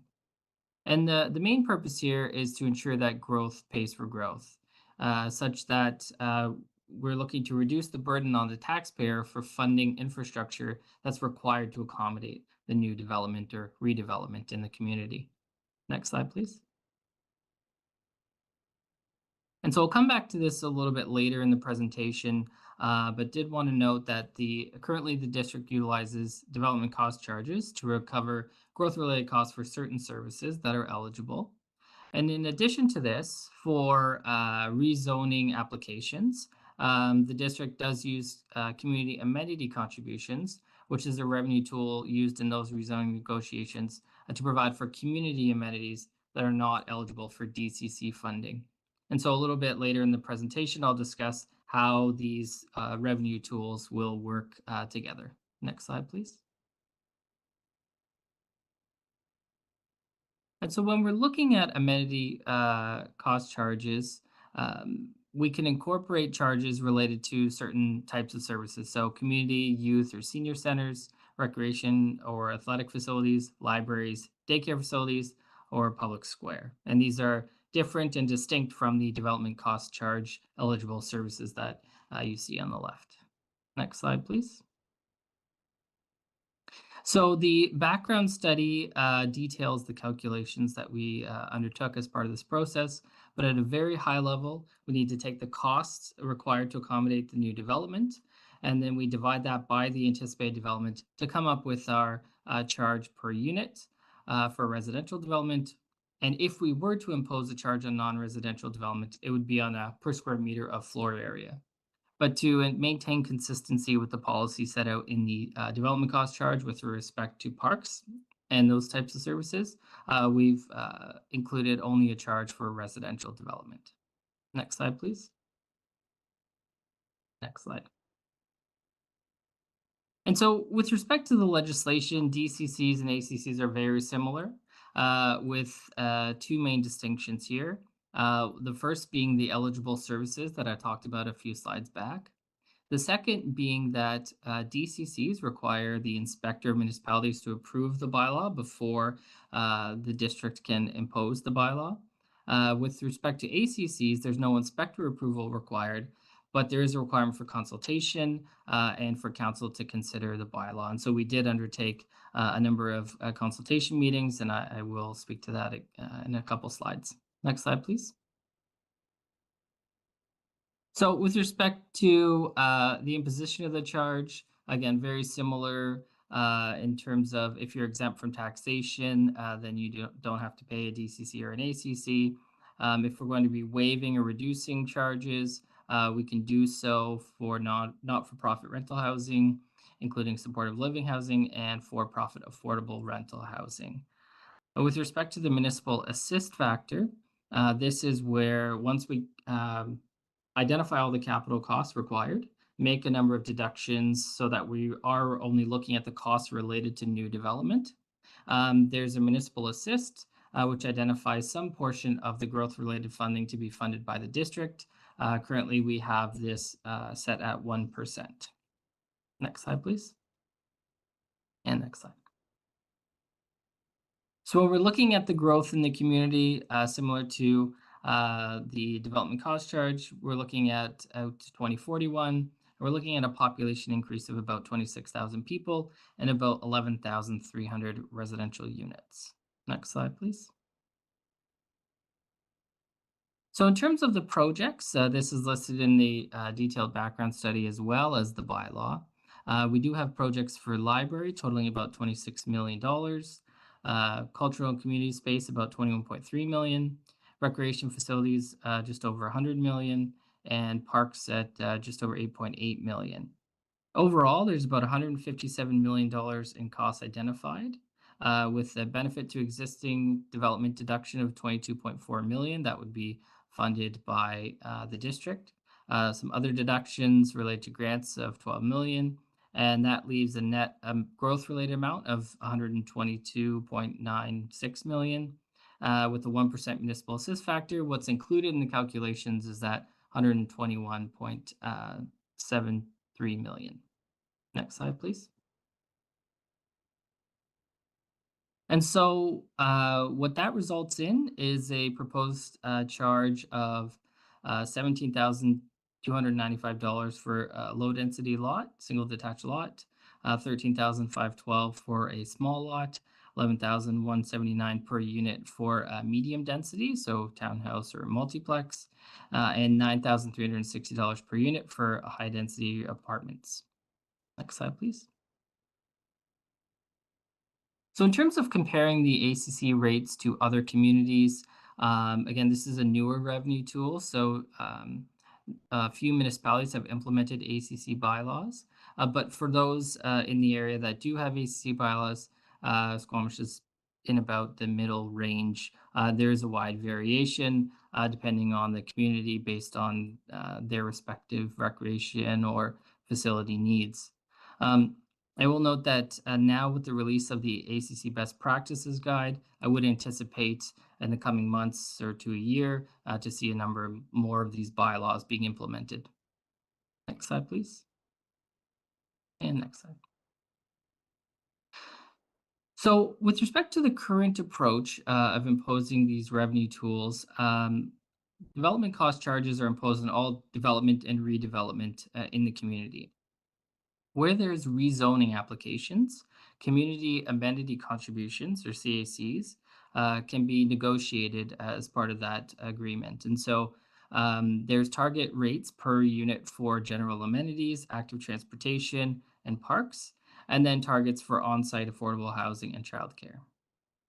When we move to the new framework, those target per unit rates for general amenities and parks would now be applied to the ACC, and for active transportation would be applied to the DCC. So now, instead of just being imposed on rezoning applications, those charges are imposed on all development and redevelopment. And so you can see on the right side, we'll have these charges for the DCC and the ACC for their respective services. And then the CAC would remain, but only for those target on-site affordable housing and childcare. Next slide, please. So I will note as well that similar to the DCC, there are some in-stream protections for those applications that have already submitted, or those applicants that have submitted complete applications. And so where CACs have been negotiated prior to the passage of this bylaw, ACCs will not be imposed. In addition, ACCs will not be applicable to applications in-stream, provided that the building permit for the in-stream application is issued within 12 months of the adoption of the new ACC bylaw. Next slide, please. And next slide. And so as part of the consultation approach, we did prepare, I guess the district added a page to the website, which included a lot of information on some background on what DCCs and ACCs are. We're able to post the detailed background study for the DCC and the ACC, and as well recordings of some of the consultation meetings. And so on November 26th, we did have the presentation to the committee of the whole. November 27th, 2024, we had the stakeholder consultation meeting. And then on February 26th and 27th, we held webinar presentations, again, one of which was recorded and uploaded to the website. In addition, there's been ongoing communication with the development community and interested stakeholders. Next slide, please. And next slide. And so in reviewing the impact of these charges and understanding that we are bringing forward just the ACC today, we did want to look at what the impact would be for those, let's say, rezoning applications that would have to pay a community amenity contribution. What would it look like if they were instead paying the ACC? But we also want to take a look at what the proposed development cost charge is as well, understanding that that might change, but we do want to look at what the proposed charge is. And so what we're looking at, because the current community amenity contribution charge per unit does vary depending on how many units there are. So for a single detached, if you have more than 20 units, then your charge is $15,000 per unit. But if you have less than 20 units, it's $52,000 per unit. So you can see if you have, let's say, the less than 20 units, so a 5-unit single detached development, your per unit charge will actually go down under the proposed framework from where it currently is today. And just looking at some information available publicly on new home prices, and so looking at an average of the new single detached house prices that were available online, the percentage of the house price that the charge represents is just under 3%. Next slide, please. So for a townhouse, again, we did a similar calculation. You can see if you have less than 30 units. So in our example, we used a 10-unit townhouse development. The charge per unit would decrease as well. But if you had more units in your anticipated rezoning application in your development, your charge per unit would increase, looking at an overall percentage of the average house price of about 2.6%. Next slide, please. And when we look at apartments, in both instances, whether it's less than the lower charge per unit or the higher charge per unit for the community amenity contribution, in both instances, the charge would increase per unit.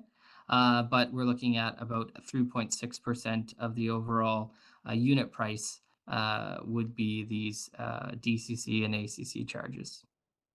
Next slide, please.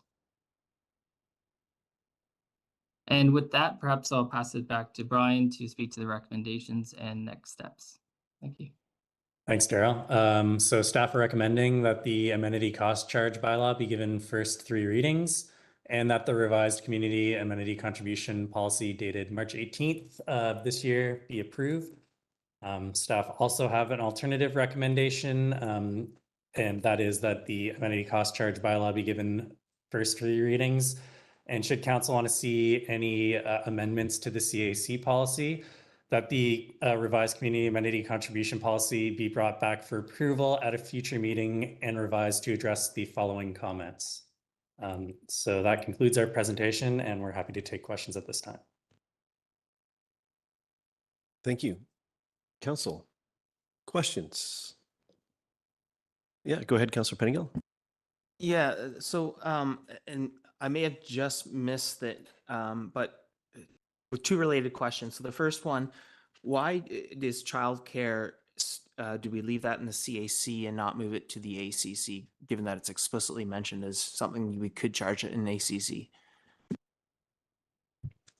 I might pass this one to Daryl. Daryl, would you mind taking that question? Yeah, so through the mayor, my understanding through discussions with staff that there was, in terms of the capital needs identified for the next, I guess, till 2041, that there wasn't any childcare facilities in the plans or identified to be constructed by the district and ran by the district. But happy to address that if there are some plans.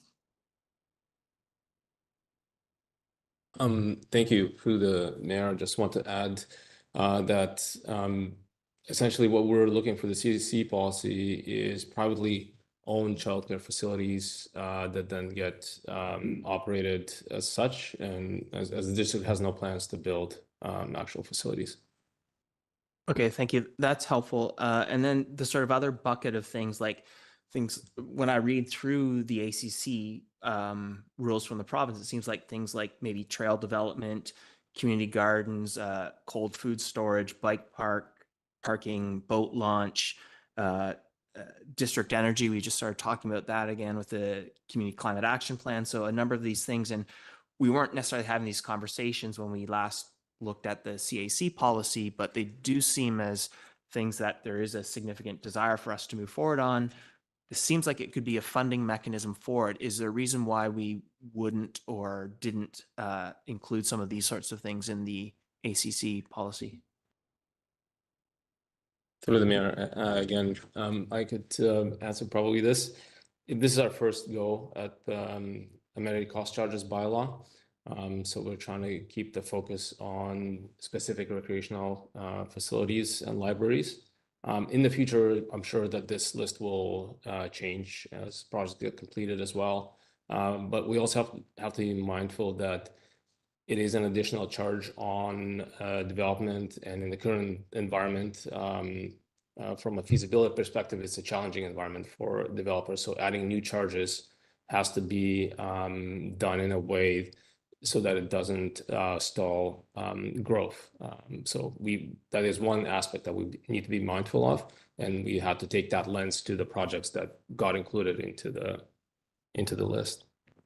So just on this point, so the project list, I'm just trying to understand which part to focus on, and if the answer is everything, then that's fine. But the project list, are these projects there if we've been collecting funds and using that as part of the base of our calculation? They're there till they're completed, or can these priorities adjust if some other piece, I'm not proposing any one piece, but just if some other need arises in the community, or a reprioritization happens in the organization through some sort of planning process or otherwise? Like, how do you see these staying? If we've collected something in the name of this, does it stay there until it's funded and completed? Daryl, would you mind taking that one? Yep, not a problem. So to the mayor. So yeah, I think if priorities change, I think you can change the projects on the list as long as you're being mindful that for example, if we have a number of parks on the list and park amenities that if we're replacing park amenities with park amenities in the same amount, same relative dollar amount, then I think that that's reasonable. If you're, let's say, adding a service that's not currently on the list, then that might give rise to an amending bylaw to amend the project list to add that project and recalculate the charges. Okay, and just while we're here, how often it feels like things are changing quickly from a pricing perspective, and this municipal assist, I agree with the rate at 1%, but how are we, does this have some sort of, I don't see any inflationary tool in here to make sure these numbers result in in getting this across the line. I know that forecasting the actual cost is complex and so on, but from an inflationary perspective, is that something we should look after with a short renewal, like review cycle, or is this something that we should be baking in, or can we bake in to ensure that these numbers stay as current as possible as we work for, as this is used for a period of time? So unfortunately, the legislation in the province doesn't provide any sort of annual indexing of the charge to try to keep it up to date with inflation. I know other provincial jurisdictions do allow for that ability to index the charge. There are some mechanisms, some ways in which you can do it, but a shorter review cycle would probably be best because you can then comprehensively look at your the needs, look at the cost for the needs, and update those. And then is there a proposed length? I didn't see a review, and maybe it just didn't jump at me, but is there a proposed time for review on this? I know this has come up in previous DCC discussions as far as what is appropriate. Does staff, is it captured here, or where are we at on that recommendation? I can probably speak to that. It's similar to our DCC bylaw where we have to do regular reviews, and that really depends on our capacity. I think ideally we would do it every 1 to 2 years. And there is a, as Daryl mentioned, there is a protection period as well where after you do a review, those new rates do not apply for a year to any in-stream development. So they essentially kick in for a lot of developments on the second year. But I think it's up to the district to make sure that we're updating these bylaws regularly. So does that live in policy of how we deal with these bylaws, or should that live in the bylaw itself as far as a review date or a, I'm assuming, because I don't see it here, we're thinking it's sort of up to council or staff to set that to sort of trigger when it's time. Is that the intent, and is that best practices, or should we include it, consider an inclusion of a review period in the bylaw itself? So with respect to DCC bylaws, because there are only a couple ACC bylaws in place, there typically is not a review period or expiry date in the bylaw itself. Not to say that you couldn't do that, but it really is up to council. Okay, thank you. Sorry, I'm going to go back to Councillor Pettingill, and then I'll come over to. Sorry, I sort of took the ball and ran with it there a little bit. I'll go back to you. Sorry if I took us in a different direction than you were headed. Yeah, thanks. A couple. I'll just ask half my question about the numbers. So, in reading the detailed report, and maybe I misunderstood, but I was seeing a census number of 25,000 people currently, which is not inclusive of 5% undercount, if I read correctly. But we were hearing, and I'm not sure which census it was, but last year we were at 30,000, which would mean a 20% undercount, and we expect we're actually probably higher than that. And so I'm wondering how we are because if I understand the math correctly, having an understanding of where our population is today and how quickly it's going to grow is fairly fundamental to making sure our rates are correct. So reading through this, it seems like we may be significantly undercounting our starting point. Does that matter? How has that been accounted for? Like, how can I wrap my head around that piece? So through the mayor, I could start. So when we're looking at the calculation of the charges, we are really looking at the incremental growth. And so when we're identifying those capital needs, we're basing that on the incremental growth. And so if we're anticipating to grow by 26,000, and these are the capital needs that are required to address 26,000 new people, if the starting point was lower or higher, shouldn't make a difference in the calculations per se. But happy to, I'm not sure if Brian, if you have any information on that, but I know that the census information that we utilized, I believe it comes from StatsCan. So Yeah, that's correct. I don't have anything to add to Daryl's response. Yep, go ahead. But just to follow up, and maybe I'm overthinking the calculation, but if we're already at 30 or 35 and, rank in a pool are things we hear a lot from our community, we know there's significant demand. And if we actually think we need that, well, community would say 10 years ago, but if we need it within 5 years, for example, doesn't that mean the charges we're looking for need to actually be much higher to hit that timeline? Or is this sort of timeline agnostic? You put in the projects and you're not worried about when they will get built. You're just trying to figure out a total number, and they get built when they get built. And for better or for worse, that's how an ACC calculation works. yeah, so through the mayor, I think ultimately, again, we're kind of going back to what are the capital needs we have for this new 26,000 people that are coming online, right? So I think we're targeting by the end of 2041 to be at about, 52,700 people, right? And so the capital needs that are in this list should generally reflect the fact that we're going to be adding that about 26,000 people to get to the 52,700. So if there is a pool, the need for a pool within that increment of growth, then it should be reflected in the list, and the cost should be identified there. And so you'll see actually the timing, we've identified kind of short, medium, long-term timing, because understandably the timing is a little bit flexible when you get the actual capital budgeting process. So we've reflected approximate timing within that growth forecast to 2041. Okay, I'm going to go to Councillor Hamilton. I'll come back around if needed. Go ahead, Councillor Hamilton. Yeah, thanks very much. I have a lot of questions, so just cut me off when when we want to go to the next. Yeah. Okay, so my first question, this is coming in coordination with Bill 44 and the small and medium housing initiatives. And so if somebody right now has an R1 zoned property, typical Squamish box, and this bylaw gets implemented and they turn it into a fourplex, which is within their zoning rights, would they be paying ACCs on 3 of those units? Do I understand 3 of the dwelling units? Do I understand that correctly?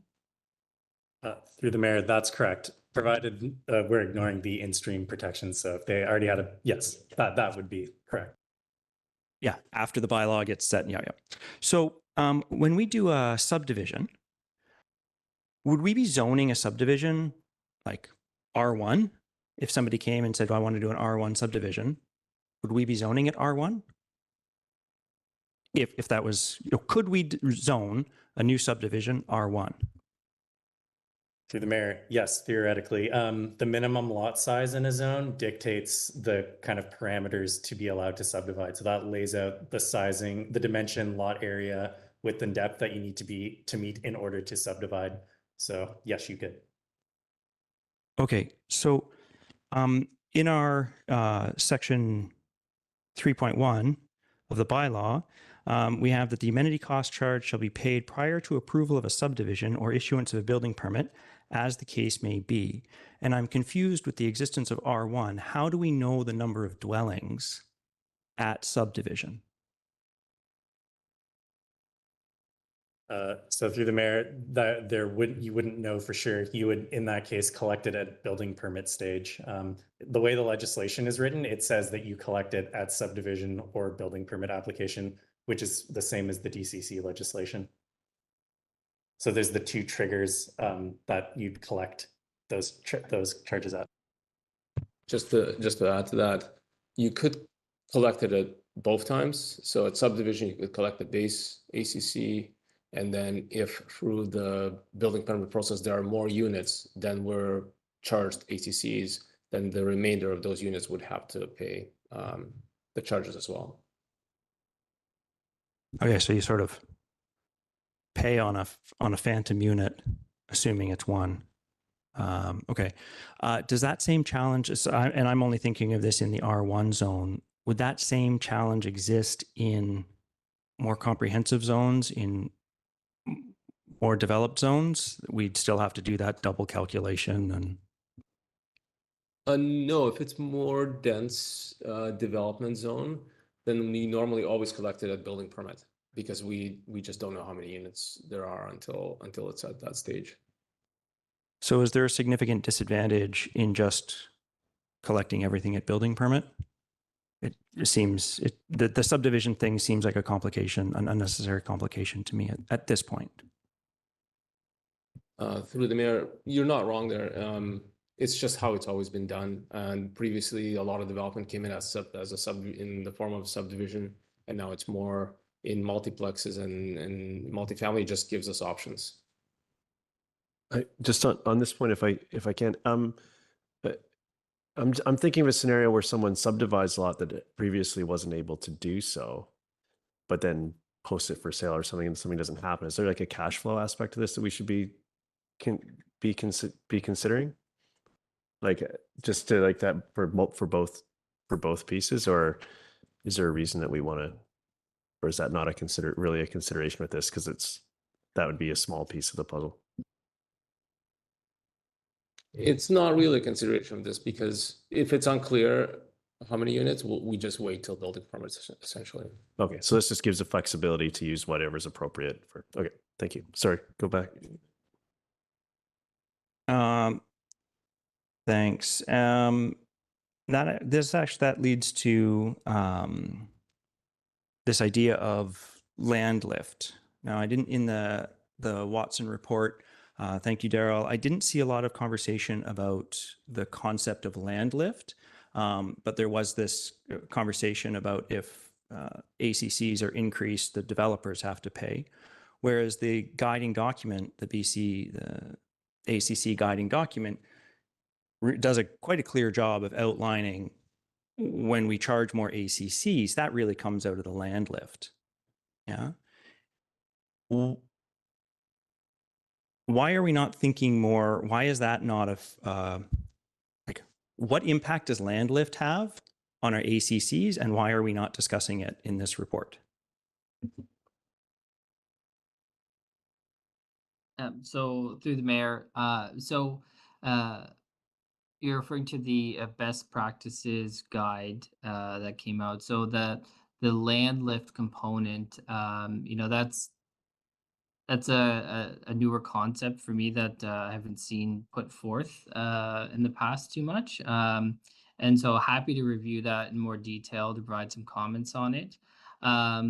But ultimately with these charges and, whether or not it's the developing landowner that pays for this, ultimately gets passed down through to the end homeowner, right? And so the difference on really when we're talking about feasibility of these developments with these charges is, are there developments that are on the margin such that adding this charge will make them not feasible and not go forward anymore? And essentially the reason why it usually is kind of spoken in respect of the profit of the developer is that if that profit margin that's required, let's say for the bank to provide the funding for the development to proceed, if that eats into that profit margin that they need to have, then the development wouldn't be able to go forward. So that's typically why it's spoken about in that respect. But I'm definitely happy to take a review of that best practices document with respect to the land lift and provide further comment after. Understanding that, yeah, I did review it. It was just came out a few days ago. Yeah, it's figures 12 and 13. I just wanted to add that our current CAC policy doesn't speak to negotiating through land lifts, so that hasn't been a practice that we've been undertaking previously.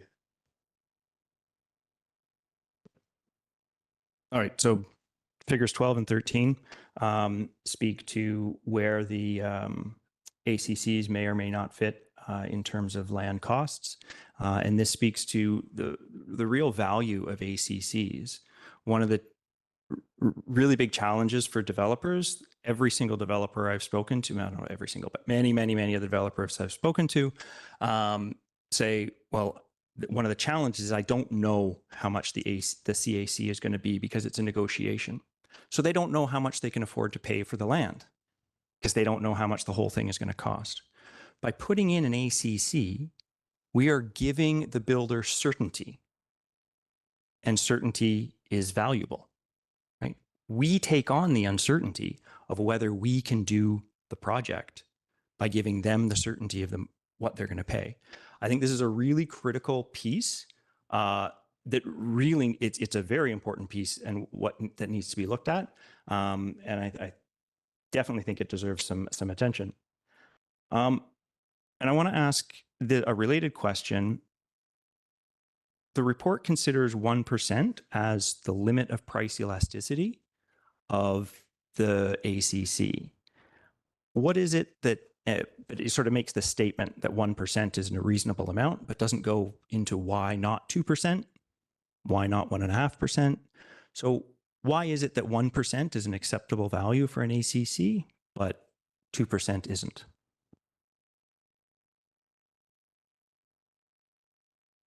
So through the mayor, could you refer me to the section of the report that speaks to 1%? Yeah, just let me get to the report.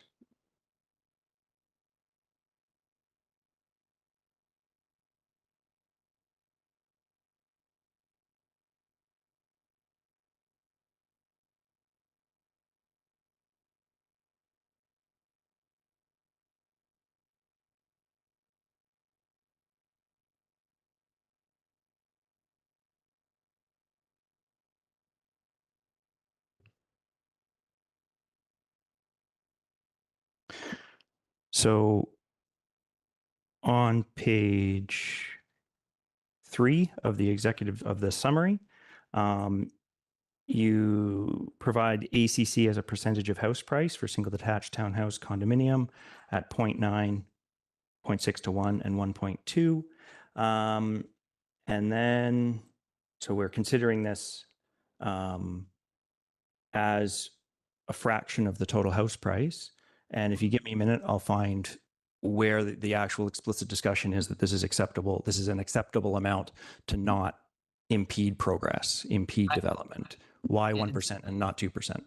And so through the mayor, I think I found actually I think it's page 5-3. And so it's not saying necessarily that 2% would also not be reasonable. I think we're stating that when we look at the percentage of the charge as a percentage of the house price, and seeing that it's about 1%, we would say, well, that's reasonable. We're not saying that 2% would not be reasonable or 3% would not be reasonable. But what we've come up with as the calculation would be reasonable. And in really in through my experience, so I've been working in this field for just over 10 years now, and looking at historical development charges, development cost charges throughout Canada. What we see is historically we've seen on average in the range of 6 to 8% of a house price would be these types of charges, and that's when development was proceeding at a steady pace. And so typically, if we see these percentages be less than that, then it would appear reasonable from my experience. Okay. I'm hoping that we can get a more concrete understanding of what sort of price elasticity there is here, what sort of impact a change of 1% or the level of our ACC, what impact will that have? Because that's a really important piece of this conversation. And maybe I'll point you back to the guiding document, the BC guiding document, section 5.12, determining if ACC charges are excessive. That's on page 45 of the guiding document. Has any analysis of that been completed? So through the mayor, no, that analysis hasn't been undertaken with respect to that section of the document. The document was released, 11 days ago. So the report that was presented was completed in advance of this. And so I think as part of the high-level review I did of this document, we didn't explicitly state these calculations in any report or formal document, but doing a high-level review of the information we have, I did assess against 5.12, determining if the charges are excessive relative to the prevailing service standard. So we did look at that, but we didn't look at the more nuanced calculation of, let's say, like a pro forma feasibility analysis. I'd like to I'm going to take you up on your offer to move to another, and I think that I was happy to see the inclusion of this guiding document that did just come out. So I'm wondering how we address these concerns around, and as I'm hearing the conversation, thinking that we don't have something now, and there's opportunity to engage this now, and maybe some of these concerns can be addressed through figuring out what's a reasonable to revisit this, sort of in that like progress over perfection. But we have some new documentation to work from, so I just want to throw that out there, not in the form of a motion yet, but perhaps that can be form part of our recommendation going forward. I'll go to Councillor French. Thanks, Mayor. I'm having trouble wrapping my head around the single family and multiplex lot subdivision section of Table 1. That's on page 9 of 10 in the policy document. All the strike through in that table left me longing for a clean version of the revised copy. Nonetheless, though, questions. Under this policy and what I see in that table, how would this work with small scale lot subdivisions involving duplex or triplex development? How does a developer achieve the 5% with subdivisions involving really small numbers of units? And then have basically the same question around a 2-lot subdivision for 2 single-family detached homes with no secondary suites and no accessory dwelling units. How does that scenario contribute 5% of buildable area of the parent parcel dedicated to the housing society? So these percentages in these small scenarios seem unworkable to me. So how feasible and practical is that in the real world? Through the mayor, looking at the existing policy, so for the single detached fewer than 20 dwelling units, that wouldn't trigger the dedication of on-site affordable housing. It's only when you exceed the 20 dwelling units or higher. So they would just be directed to pay the relevant amenity cost charge.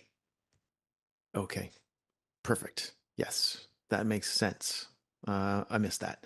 I'm also wondering about in the third paragraph of the policy background, it lists existing things impacted by new development, and that the list ends with et cetera. For policies like this, the use of et cetera, I think, causes challenges, creates uncertainty and the potential for dispute. So I'm wondering, can we either strike the et cetera and end it with what's there, or add a list of all the items that could potentially fall under that, et cetera? Through the mayor, we could certainly strike out et cetera. I believe it was just to highlight the items that were listed under the ACC legislation, that things you could charge ACCs for. Okay, I had one more. Clause 18 of the policy indicates the policy is to be reviewed every 2 years. This kind of comes back, Mayor Herford, to one of your questions earlier. The policy header has a next review date that's been struck and no new review date is added. So is this stage in the process the best time to insert a next review date? Let's say sometime around March of 2027, or is it the way that it is by design and mindfully? Through the mayor, that's certainly an opportunity now to insert a date if you want to commit to a certain date. Okay, thank you. Thank you. I'm going to go with Councillor Stoner. Thank you. Through the chair. Staff and our consultant spoke to holding the DCC component of this project to respond to some of the feedback we received through consultation, in particular around phased collection of the fees. I'm just curious why the ACC bylaw wasn't held with that as well. Through the mayor, this was not raised as a concern through the engagement. The DCC rates are going up quite significantly, as you likely have seen. And their main concern was with respect to looking at opportunities to phase in those charges. So staff are taking that feedback and looking at whether or not that's feasible. This wasn't highlighted as a request with the ACCs, so staff didn't explore that option. Okay. And then in the comparable communities, can you just clarify if that's District of North Vancouver or the City of North Vancouver? Daryl, would you be able to confirm? Yeah, to the mayor, I can confirm if you just give me a few moments, I can just pull it up and just double check.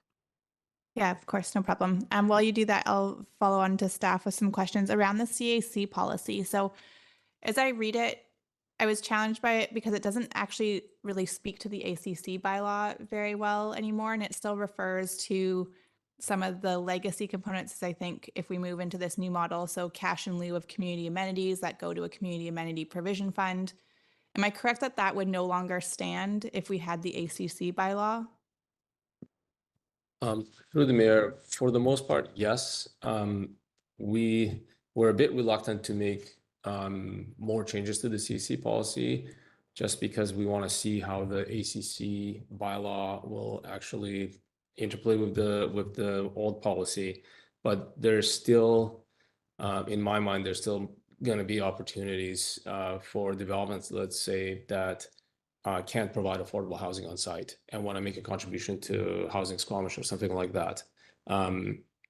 So for that reason, we made very rudimentary changes to the CAC policy. We could add an acknowledgement that there's an ACC bylaw in the policy that is meant to phase out the cash in lieu amounts.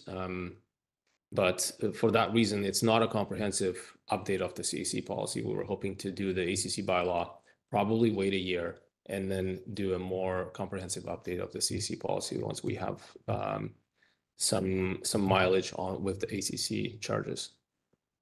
But am I correct that the CAC policy as it currently is written actually doesn't allow for a cash contribution to the Affordable Housing Society? We collect on-site amenities for affordable housing, but there's actually a paragraph that states that we discourage direct payment to third parties. That is correct, but it has happened in the past, and so it is a flexible policy. But that is the preferred target, and of course, it's not mandated, so it is just a policy. The big uncertainty is what the development outlook looks like in the next couple of years with the economic conditions. So I think we just have to be open-minded and flexible in terms of what solutions we need to accept in the next couple of years. I appreciate that. I guess I'm just like trying to wrestle with the idea of one, trying to provide certainty and clarity on like where the ACC, like what this new model is going to look like, and also providing that flexibility. I feel like is kind of counter to the idea of providing the certainty. So I don't know if it's about providing additional language in the CAC policy about when the ACC bylaw wouldn't apply, but to me, there was a piece there that felt like it was missing because I was unclear when the CAC policy for the negotiation around community amenities would still be applicable given the ACC bylaw. Through the mayor, that is a fair point. The ACC bylaw will apply every time, unless there's been a CAC negotiated and paid through the previous process. But going forward, the ACC bylaw will be in place. I think where the CAC policy is going to come in is for affordable housing and childcare, which the policy has targets for, but it is a policy, and so it's flexible, and we often have to work with the particular development to find what works from a pro forma perspective. So it is a target, and I think we're going to learn more with the application of ACC and the new DCC rates, which is another consideration as part of this in the next year or two. Okay. Oh, yes, we had that hanging question. Go ahead. Yeah. Through the mayor, it's the District of North Vancouver.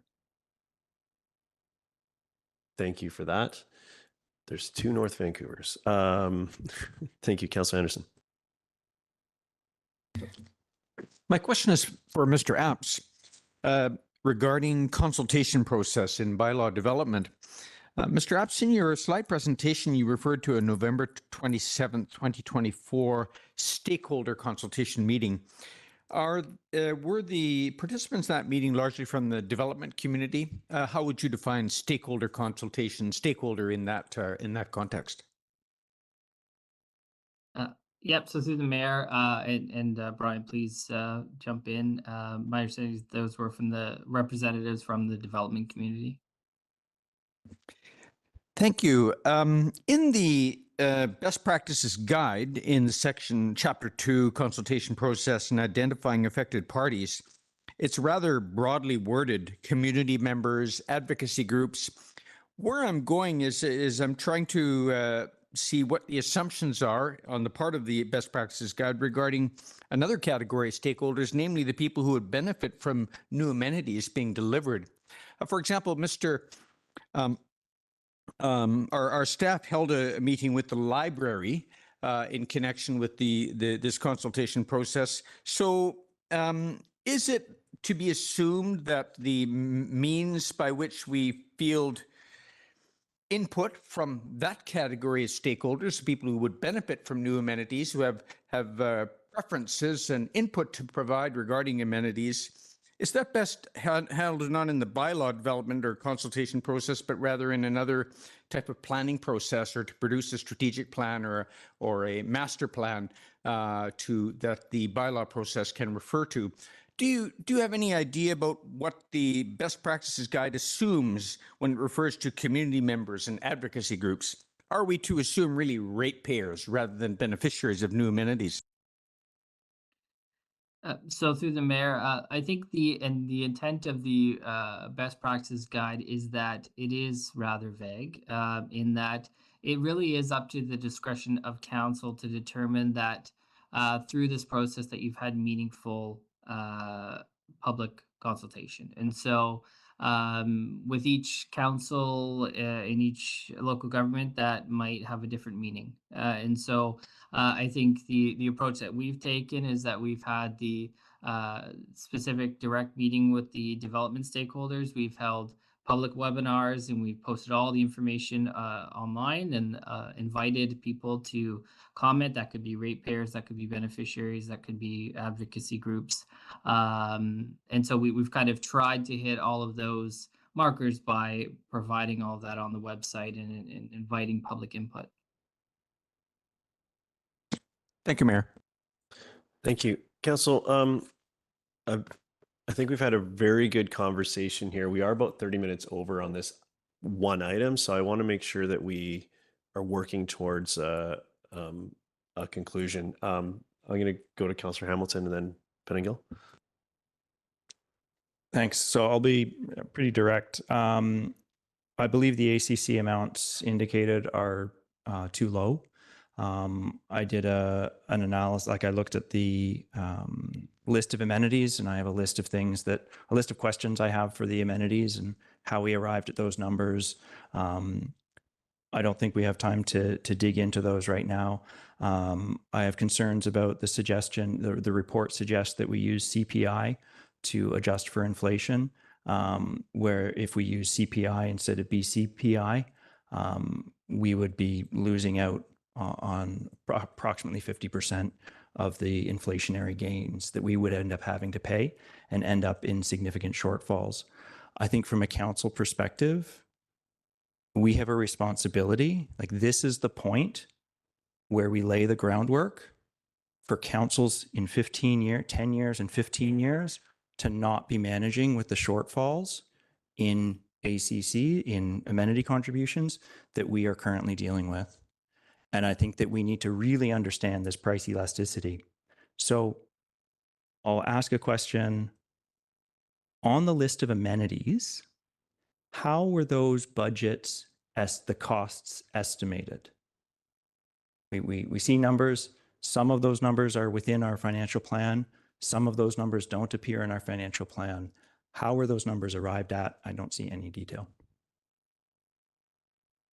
So through the mayor, working with staff in each of these different departments, if the cost or the project was identified in a capital plan or a forecast, then we were able to pull that information.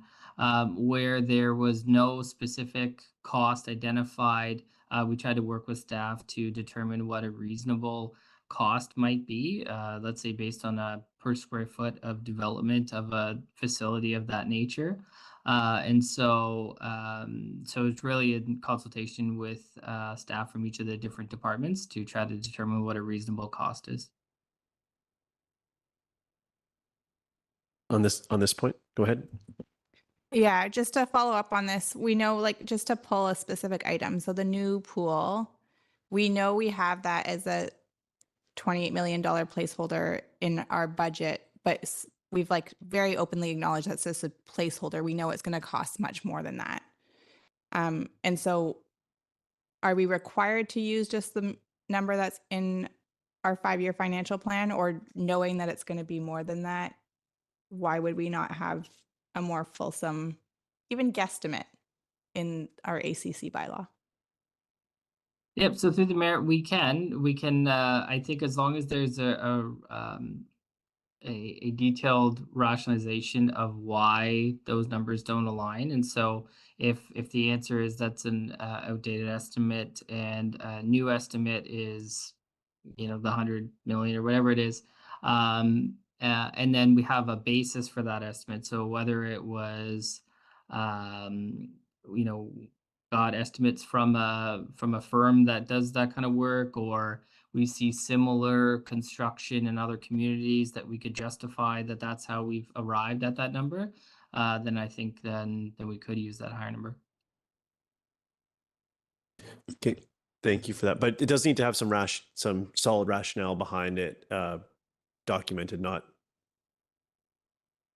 us assigning a number here tonight, which I'm not saying is where we're headed, but just to be clear that that's what. Yes, that'd be correct. Yeah. Okay, thank you. Councilor Hamilton. Yeah, thanks. Just on that, grounding the numbers. So for example, the library in the best practices guide, they talk about 1 square foot per person for libraries. We're looking at a population increase of 26,000 people. We know that building costs for municipal buildings are at least on the order of $1,000 per square foot. That in itself is 26 million, which is the cost of the library. But then there's 13 million going to existing residents, where that $26 million library is really just fitting the 26,000 new residents. So I don't see why that 13 million has been subtracted. Ice rinks, Saanich in June. That's grounding of where the numbers. No, I just want to make sure that we're not, this best practices piece just coming so close is really challenging. And I just want to make sure that we're giving it the appropriate weight. So whether it's like a next step or something, I'm just trying to figure out where we go from here with that new piece. This idea isn't new. I've said that exact sentence several times moving back, right? Like this costing is not new. It was interesting to see it in the best practices in that way. Looking around the province, Pitt Meadows in October 23, priced a 25-meter indoor pool at 42 million. Saanich in June 2023 priced an ice rink at 40 million. A turf, Comox in October 24, priced a turf at 6 million. So there's like really recent analyses that are like that in itself just added, like those three lines just added $30 million to our budget. Okay. I think trying to think of how to address this as far as whether it's a review period because we have nothing right now, which is where there's opportunity, and balancing that with that very important piece of getting the numbers right. But I think just something to think about is that this is meant to be a long-term piece, and there's like starting today and maybe identifying the pieces for that next touch and what that cycle could be might be a path that aims to address those things to refine these projects. This challenge exists across broadly across facilities planning as we're looking at this one mechanism. I just don't want to load it all solving this onto just this one mechanism. I do think it's something that we need to pay attention to. Yeah. I'm going to go to Councillor French. Okay. Page 8 of the policy, there's a table for amendment dates and a brief explanation of the amendment. There's nothing in that table, despite at least one previous update. So I'm wondering if details called for in that table would be added as part of this process once council approval is in place, or how does that work? Through the mayor, that's correct. What you just told. Okay. And then I also had questions about getting us to the recommendation or some other motion, but I think I'm going to hold off on those because I'm hearing some things that might make the question irrelevant. I'm going to go to Councillor Pettingill. And sorry, I think I got the speaking order mixed up there, Councillor Pettingill. Go ahead. That's fine. So, if I understand, the thing the province wants to avoid is a community using ACCs or DCCs as a tool to stop development. That's what I'm reading between the lines. But on the flip side, it seems like, and we've had some conversation, there are a number of things that are really expensive.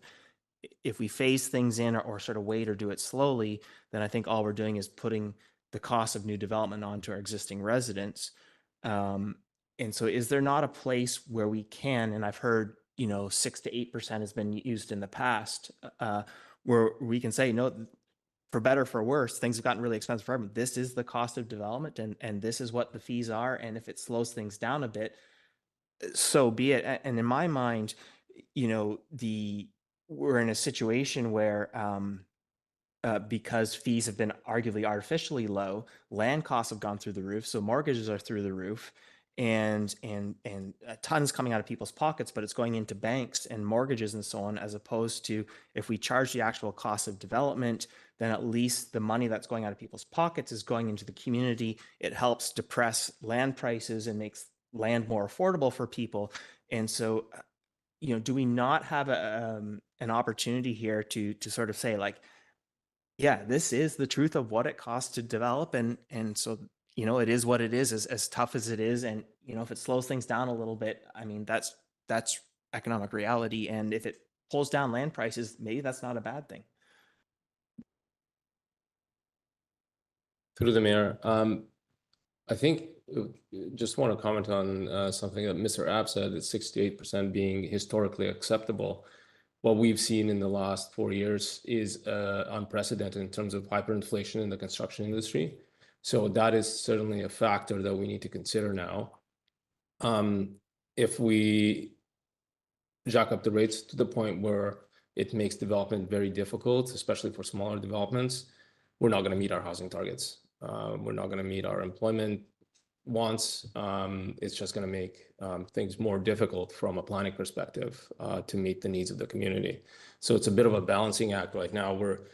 What we're recommending is starting with this as a starting point, seeing what the impact is of these new rates before revising them, and which is something that we're going to do every year. The numbers we have right now we have certainty behind those numbers, even though they might be outdated, but we'll be having to update that regularly. And so on that, I'm trying to understand, I think what would be helpful here is understand the shelf life of this particular decision. So if we're looking at this, we just heard we're going to look at it annually and see, is that your intent? And it wasn't really captured here. Like, is that what we're considering? And then that would give, on that review, would be to like assess against the best practices guide. We do through our other facilities work and so on, like further refine the numbers and that sort of thing. Is that what is essentially being, if we were to take the recommendation as it is before us, that's what would happen in your perspective, in your work plan? I know the review of something like this isn't something that just can generally happen. You need to be planning for it. So is that a correct understanding? I think annually would be ideal. There's a few factors that impact that. Council's allocation of budgets to do this work, development outlook. If there's no development, it's very difficult to review rates. So it's a combination of things, but I think annually would be our objective, because once we have a bylaw, it's a bit less work than starting from scratch. So similar to the DCC bylaw, which we should be doing regular updates. So as our understanding of the required budgets to achieve these projects happens, it's a specific action to update the ACC bylaw to reflect that new understanding. It doesn't flow through from one process into the ACC. We need to update this tool as well as a specific piece. I just want to make sure I understand, because if we're doing further development on like parks master plan or library space needs, whatever those things are, and that work starts to refine the numbers, is it an intentional update to the ACC bylaw, or do those flow through based on the financial plan or some other mechanism? It's got to be an update to the ACC bylaw on a regular basis. Okay, thank you. I'm going to go to Councillor Penningill and Stoner. And just on this, though, I think you said earlier, if we did decide to do the ACC bylaw, those changes don't take effect for another year. So if we sort of trial this for a year and decide it wasn't working, it would really be 2 years from today before we got the rates that we arguably wanted. Is that for developments that are in stream? So anything that has a development permit or rezoning or a building permit application, then they've got a year to get to the building permit. Interestingly, with multiplexes, we've waived the development permit requirement, which probably means that more multiplexes will have to pay the ACC sooner because they don't have to go through that DP process. And if there's no building permit application, then they will get captured. Okay, you're okay for now? Yeah, go ahead, Councillor Stoner. I'd like to propose a motion, if council's ready, that the ACC bylaw and CAC policy be referred back to staff to first review and update the capital costs of the amenity project list, and to update the CAC policy to better reference and refer the new ACC policy and articulate how these interact together. And I'll email that to you if it's seconded. Are you seconding that, Councillor Penningill? Okay, speak to it. Yeah, happy to speak to it. I want to start off by saying thanks for the work. This is a new area. That's the provincial legislation, or the provincial guidance document came out after we had done this work. And part of that was that we knew we wanted to be at the forefront. And part of that is also recognizing that we're not going to get it right the first time. And I think for me, the important part is making sure that at least the projects that we have on this list are as close to real numbers in terms of delivery for those projects as possible. And so we know that many of these are already underestimated in terms of the actual capital cost of delivery in today's dollars. So I don't want to shortchange future councils and our future community in terms of actually delivering on these projects if what we actually need is growth paying for growth. And that is what the ACC bylaw is for. And so I think let alone whether this project list is full enough. I think if this is the first project list we're going with, it needs to be as up to date in terms of delivery of cost for these projects today as it can be. And then I do think that the CAC policy just needs some further refinement because it needs to speak to the new ACC bylaw. I think as I read it today, it is more confusing than clear. And so I can articulate that better if you need more direction, but I think mostly just ensuring that a new CAC policy or an updated CAC policy doesn't need to be a complete overhaul, but at least better references the gap between where projects would both be potentially considering for CAC and or just directly to ACC, because as it stands, it's not super clear. Thanks. Thank you. Councillor Pettingill. Yeah, thank my colleague for the resolution. I will be supporting it. I think for me, just a couple points I will add is I think we may be putting too much emphasis on keeping development going at a certain pace. I think we need to put a little more emphasis on actually covering the cost of development. And, you know, again, I think hopefully for me, what comes out of all of these sorts of fees and charges is actually more money going into the community and downward pressure on land prices. And it's not going to happen overnight. I would like to understand a little better whether we've got the timing right of some of these big projects, given where our actual population numbers seem to be, because it's not clear to me that we actually have these in the right buckets, given how quickly our population has grown. The other piece, sorry, I'm losing my train of thought here a bit. I'm sorry, I'm gonna have to come back to that. I lost my. Okay, I thought you were just hitting your stride, but it's okay. Councillor French.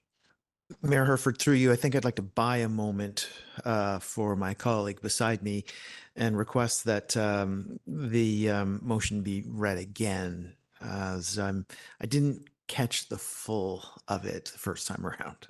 Yeah, thank you for that. I did just send it along, but I will read it back out. So that the ACC bylaw and CAC policy be referred back to staff to review and update the capital costs of the amenity project list, and update the CAC policy to better reference and refer to the new ACC policy, or sorry, ACC bylaw, and articulate how these interact together. Yep, go ahead. Yeah, I then have a question for the motioner.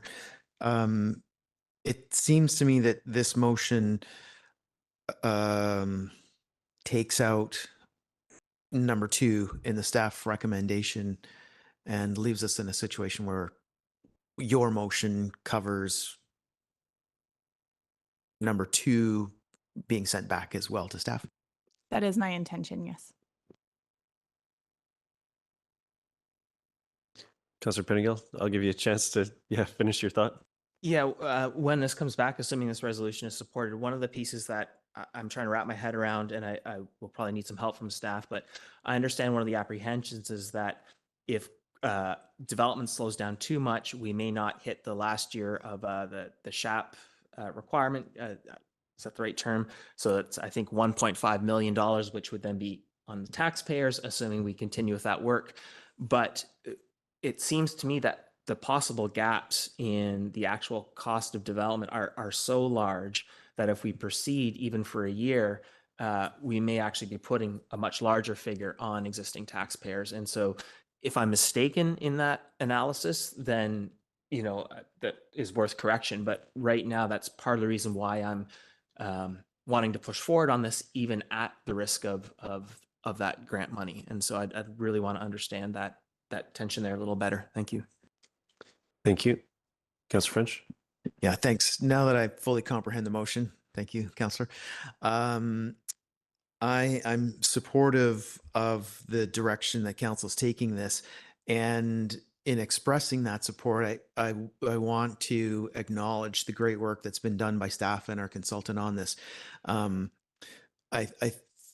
My take on this is we're taking your excellent work and we're applying the oversight that our community expects us to bring. And I think improving on the work that's been done and asking for some additional work to sharpen it up even further. So I support the motion. Thank you. Councillor Hamilton. Has two amendments. Yeah.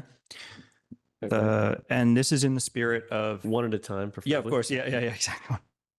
This is in the spirit of having a clear understanding for direction, for giving staff clear direction through amendments. Yeah.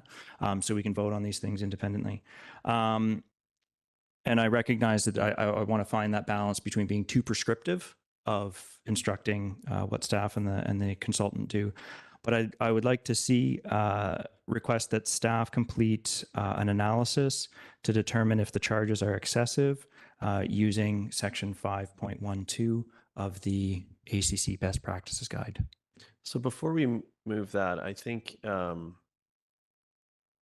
broadly, it's maybe comparing against the overall. I understand the one piece being important, but how do you feel about that comparison piece around there's many pieces of best practice in there on this fresh document. So is it exclusively that piece you're looking at?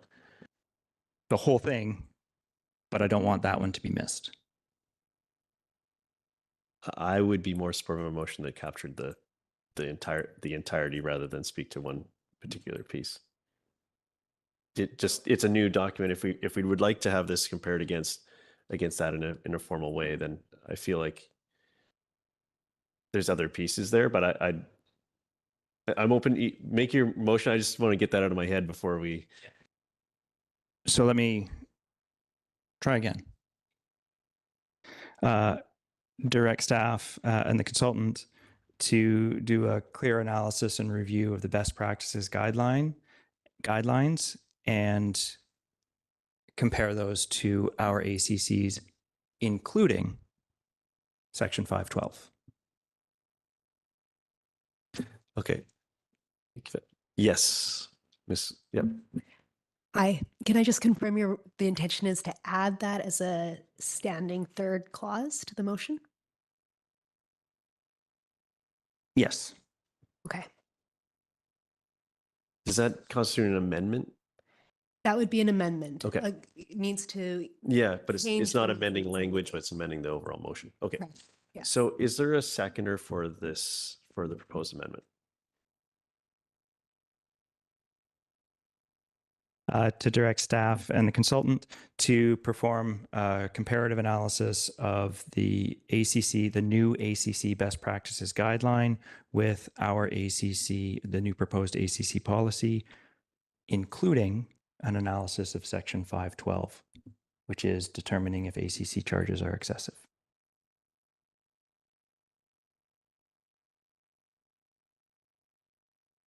Councillor Greenlaw, are you seconding that?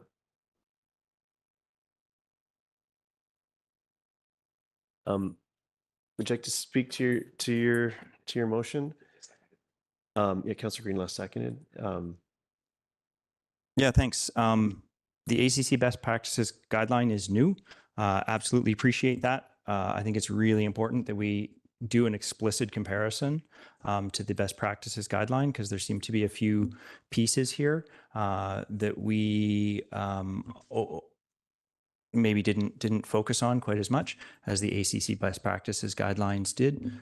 Things like considering land lift and considering the way how to calculate whether the ACC is excessive or not. Any comments on this piece? I didn't have a chance to speak yet on the overall, and I think my comments hold on both of these pieces. I'm really concerned that we're going down a path here where we're looking for perfection over progress. When we heard from the consultants that to support the dollar values, I agree that the dollar values are challenging, but to refine those requires work to actually get those numbers right that live in broadly across the organization to meet our capital needs. They need to be refined every budget cycle and continue to go. So I think that putting this as a requirement, this prescriptive piece changes the scope of the project today and leaves us without a policy in the interim, and also same with the project list. So I really feel that we should move forward with this so we have something and set a review period, which we've heard is going to be a year. We can be prescriptive about that. We were in no scenario, whether we change the we get the pricing perfect on any of these facilities, and development goes ahead at full steam. Do we recover in that time enough to move these across the line? I'm worried that we're putting an untold amount of work between us and having anything mechanism to, so there's a loss of opportunity here on the funding perspective. But I acknowledge that those gaps that we're looking to address both through this amendment, that is the review, and the refinement of those numbers in the cycle are well-meaning and I think are important. But I think in the next, over a period of time, those should need to be addressed. And when this comes back to us in a year, say, to see how it's going, it will just be compared against the best practices guide, because that's the best practice and that's what we follow as well. So it's that risk. What do we leave on the table between here and wherever we arrive at? And I think this amendment pushes it further away from that, but I'm not supportive of the original motion or the amendment for those reasons. And I really want to make sure we put our mind to that, so we're not delaying the implementation of this in the name of perfection, when it's clear we're not going to achieve perfection at the first touch point. But the risk in not doing so, I think, is minimal, given that we can have a short review period and ensure that we're incorporating our learnings as fast as possible as we go forward, and as these numbers can be defendable through the other work that our facilities team will be doing to do that. So I agree that the CAC policy could use some adjustment. That part I'm comfortable with referring back to make sure that it provides the clarity. But on the main ACC piece, I don't think we're heading in the right direction at this point in time. In total, and on this amendment. On the amendment is where we're trying to limit comments. So, Councillor Penningill. Yeah, in an attempt to find a middle ground, I'm inclined to vote against this resolution. And my rationale is that I think actually the original motion is quite important. And to be honest, to wrap our heads around some of the numbers we will see when this comes back, I think we may need to point to the best practices as justification. And so it's maybe not an in-depth review of the whole thing, but I think, and I will spend more time with this new document to understand. And so that, in my mind, might be a middle ground to move forward. So that's what I would offer in that regard. But I think it is actually, these best practices are relevant to the decision we're making, and I don't want to leave a gap for a year or two. Okay, on the amendment, in other hands, Councillor Stoner. Yeah, thank you. I appreciate where my colleague's trying to go with the amendment, but I too think that there's a balancing act here. We provided direction to move forward with the ACC bylaw, knowing that we didn't have the fulsome best practices guide from the province. There was interim guidance that has been followed. And I think it is very closely mirrored to the DCC best practices guide that we have previously followed. And so I'm generally comfortable that it may not be 100% in line with the provincial guidance that came out last week, but I think it will get us close enough. There's ongoing work with the DCC bylaw that I think that an update to the capital costs on the amenity project list and an update to the CAC can actually still, from my perspective, likely fall into that same cadence with the DCC bylaw.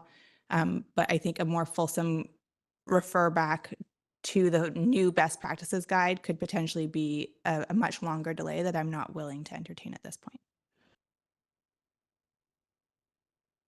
Okay, any other comments on the amendment? Yeah, go ahead, Councillor Greenlaw. It's been a concern of mine basically since sitting in this chair that we are not having growth that is paying for growth. I think it's important to have the ability to do that comparison that's being suggested and facilitated through this amendment. So I'm going to still support it. Any additional comments on this piece? Okay, so this is on the amendment. All in favor? And opposed? Thank you, Councillor Stoner, French, Pettingill, Anderson, Mayor Herford. Opposed, motion fails, or amendment fails. Try another one. Yep, thanks. One more. And I just need to provide some context for this. The calculations for the ACC numbers, when we dig into the consultant report, used the 2023 Housing Needs Report, expected number of housing dwelling deliverers, housing dwellings delivered, which was, I think, 680 or 685 units per year. And I'd like to ask that our half targets, which are 600-ish, a little higher than 600 units per year, be used instead of the housing needs report, because the half targets are based on a deeper analysis of what we can possibly provide. Okay, so we're gonna need a motion that captures that the half targets, the half housing targets for new units are used to project the ACC rates. Can you provide clarity here? We're in the middle of procedurally, but do you have a clarity that you can provide, Mr. Millis? Thank you. I think it's important for council to know that those targets are only 3-year targets, and they're not based on our regular housing delivery. It's increasing the housing supply by 20% over those 3 years. The 2023 housing needs report is probably as accurate as it gets, the information that we have today in terms of what are the long-term housing needs.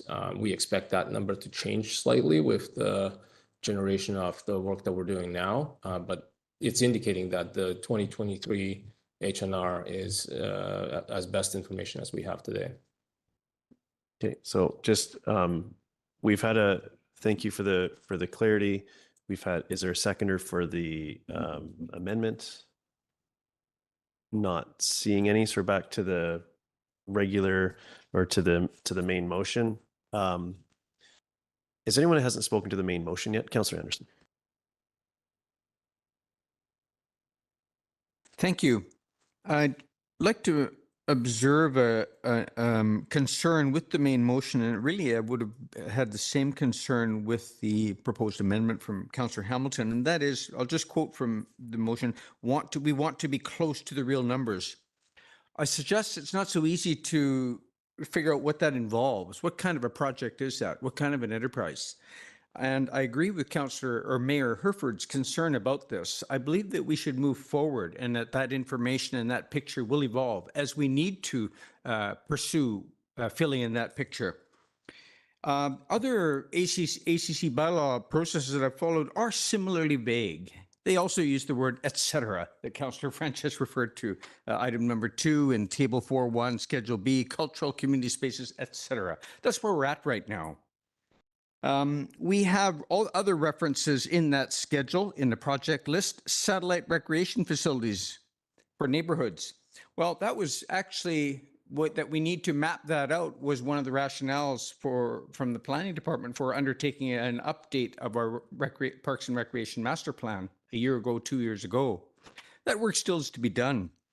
We also have reference under number 11, additional tennis pickleball courts at Brandon Park. Well, I just met with a lobby group that wants beach volleyball instead. I think we have a good deal of work to map out these amenity needs and their costs. This will evolve. It's important work. And another point that Mayor Herford made, this is not the only mechanism for addressing those amenity needs. We have other funding mechanisms that are part of the blend, and we should keep that in mind too. And so we need that roadmap for other purposes besides the ACC bylaw project list and the costings that are there. I do think, and I'm going to refer again, I'm sorry I'm a broken record on this, but to council objective in the strategic plan number 2.3, increase the number of inclusive and accessible arts, cultural heritage, and recreational multi-use programmable spaces. That requires a roadmap. We need a roadmap for this, but it's going to evolve. And I don't think we should overburden this ACC bylaw process with this at this time. Thank you. So I spoke to the amendment, a little bit to the main motion. I think here, my comments earlier stand. I think that I would support the referring back of the CAC policy. I think that makes sense for some clarity. We have a policy in place. We'll have to work with an in-between time if we were able to adopt an ACC policy. I do think that moving forward with the ACCs at this point, with a short renewal cycle to work on these pieces around pricing and make sure we get the levels right. This is a tool we can put in place very soon. I would say today, but it's third reading. So at adoption, soon we can start collecting something here.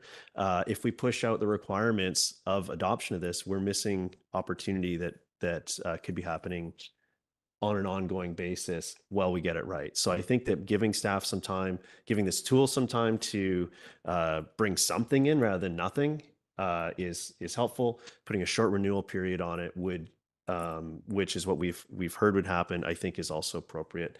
I've heard conversations around from my colleagues across the province around trying to deal with this, what has been I've heard described as municipal, like an MPI, a municipal price index that actually looks at the construction piece and projecting that out, because we're all trying to deal with it.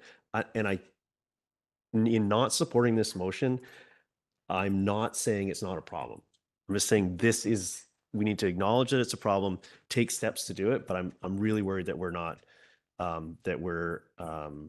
don't think this is the way to address this. So I won't be supporting the motion at this point. And I saw Councillor Stoner's hand, and I'll go Councillor Hamilton. Yeah, I do appreciate the concerns around some of the delay and of the potential risk of losing out on a few tens of thousands of dollars in the few applications that we might get in the few months that this might be delayed. But we know, just looking at this project list, that many of these items are at least 50% short of what it's actually going to cost to deliver them. And so I think we do ourselves a disservice and what we're currently sitting in terms of a shortfall for our DCC collections over the last 10 years, when we then have projects that we're expected to be delivering on and we don't have the balance to make up how we're actually going to deliver on them. And so we need a second pedestrian bridge into downtown, or sorry, a second vehicle bridge into downtown, but we don't have the money that's been collected through DCCs in order to deliver it. And we're trying to make up the shortfall either on taxpayers or trying to get creative in finding the grants. And so a few months of delay in order to make sure that these dollar values are actually somewhat in the ballpark of accurate, I think is the only reasonable thing to do as we talk about oversight for collecting appropriate fees from developers over time. Councillor Hamilton. Yeah, thanks. I'll speak in support of the motion. I think that when we're looking for what I'm envisioning as a review of the items on the amenities list, the prices of those, the cost of those, I'm not looking for a full consultants, design report and full costing of a new pool or a new ice rink, but simply going out and looking at which of these amenities have been provided recently in BC or costed recently in BC, similar amenities, and those things can be done really quickly. There's lots of communities that put out a lot of great information. I just found a turf, an ice rink, and a swimming pool. I'm sure there might be differences, but we can do that work.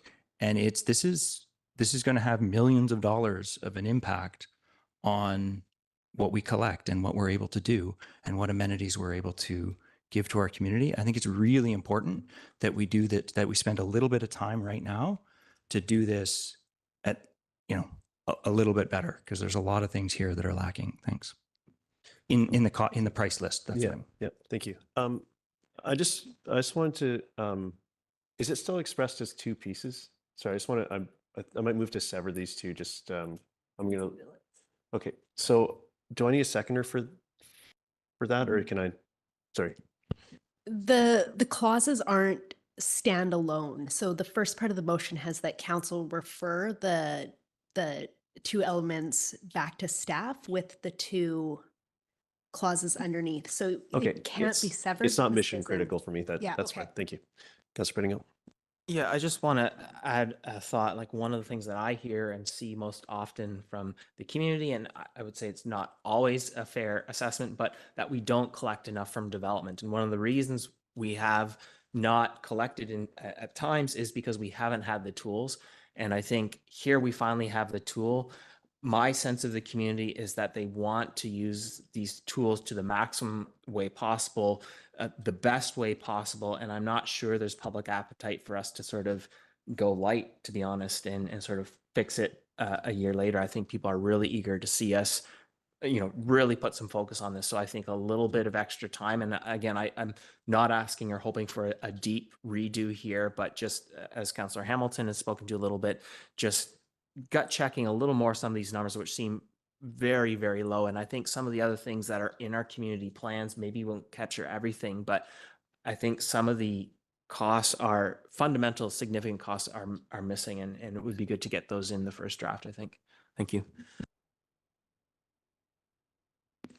Okay, sorry, Councillor Greenlaw.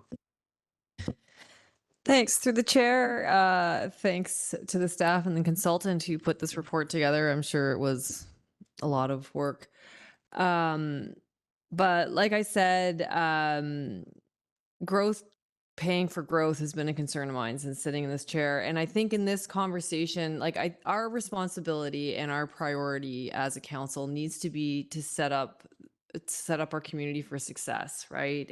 And be as future looking as we can in that respect. And I think in this conversation, what that means is starting with more accurate numbers and charging a suitable amount, and I understand it will be an iterative process. I get that, but I think we need a more fiscally conservative starting point. To Councillor Pettengill's point, a few of his points I'd like to echo. If the cost of growth is more than developers can charge, I think that should be a natural, I don't want to say break, but a natural deceleration of the growth, because we can't pay the deficit that remains. We're already hurting on the front of amenities, and already that is a constant refrain from the public, and rightly so. And I think that this approach would be widely supported. Again, to Councillor Pettengill's point, this approach is more what I hear from community as well. There's a common perception and refrain in community that we do not, that developers don't pay enough. And I understand that this is a very nuanced conversation and different people have different perceptions on this. But I think I think that having a more fiscally conservative starting point, as I refer to, would be the direction that most of the community would support as well. So I'm going to support the motion to continue this conversation. Thanks.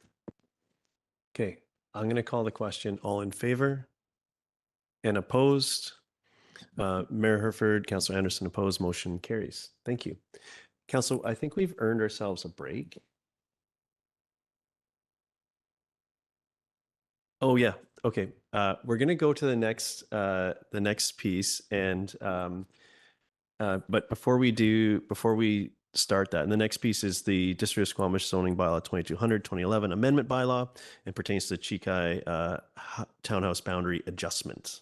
Councillor Stoner.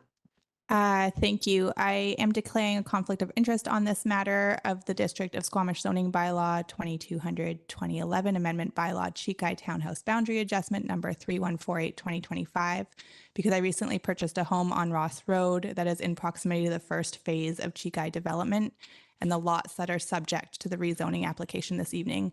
As such, this may be a perceived conflict of interest, and I will recuse myself from this specific matter. Thank you. Okay, and now thank you for that. And now we'll take a break before we tackle the next one. So staff, if you want to get set up, we'll have a 10 minutes, I think is good, Council. Thank you.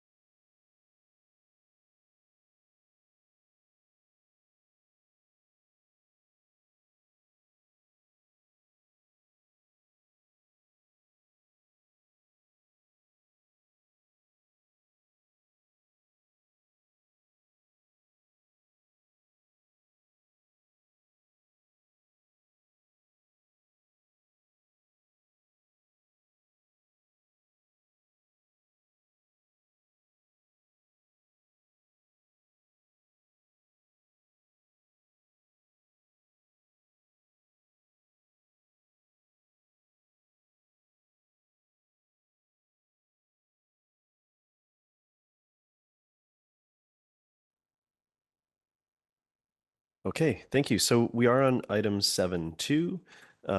And again, this is a District of Squamish zoning bylaw number 2200, 2011, amendment bylaw for the Chikai townhouse boundary adjustment. I'll turn over to staff for the presentation.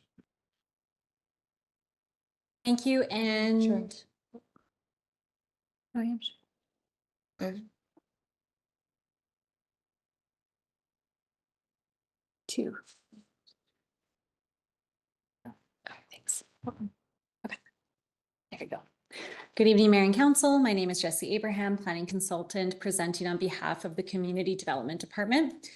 Today, I'm presenting a rezoning application for consideration for first 3 readings. The application is for the Chikai River development and includes amending internal parcel boundaries for parcels E and F of the existing CD 82 zone. The Chikai River development is located on the Chikai Fen debris flow area in Brackendale on Ross Road and will be a mixed-use neighborhood that is currently zoned for 1,215 homes and neighborhood commercial. Parcels E and F, which pertain to this rezoning application, are highlighted on the map shown here. The Chikai River Comprehensive Development CD 82 zone was considered by Council and adopted in June 2024 last year. As per the current zoning, Parcel E, shown in red here, allows multi-unit residential and neighborhood commercial uses, including affordable and market rental housing. Parcel F, shown in pink, allows townhouses. This application proposes a zoning amendment of the CD 82 zone to revise Parcel E and F boundaries and allow creation of Parcel E North and Parcel E South. So the purpose of revising lot lines is to rectify discrepancies discovered between Schedule A of the existing zone and the land development agreement, and to propose a new larger lot size for the townhouse parcel F to deliver 180 townhouse units and reduce the lot size for Parcel E neighborhood center. This revised land use map still permits for the delivery of the affordable and rental units on Parcel E North and South.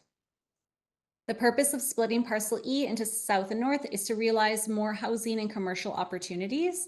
A separate rezoning application will be brought forward to Council to consider additional density of 180 rental units on Parcel E North for market rental and neighborhood commercial uses later this year. This application today for parcel line adjustments is time sensitive due to an ongoing subdivision. To inform the community, per policy, the project was posted to the district's development review map and two development signs were posted at the site. A voluntary developer-led information meeting was held on February 5th at the Brackendale Art Gallery. Approximately 30 members of the public attended.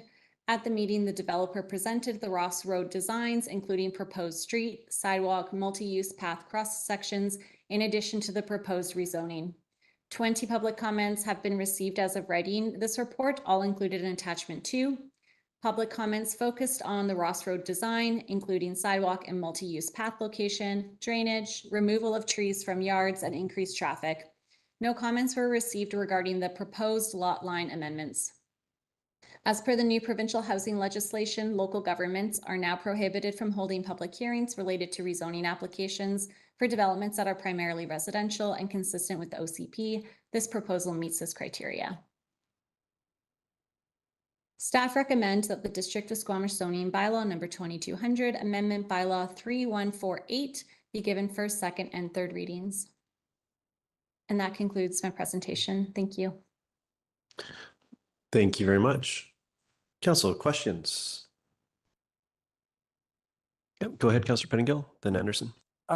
So when I read this, and I'm a little bit uncertain, it seemed to me that this does represent a somewhat significant reduction in the amount of employment properties or opportunity, and we're trading that for additional residential density. Is that accurate, or is it?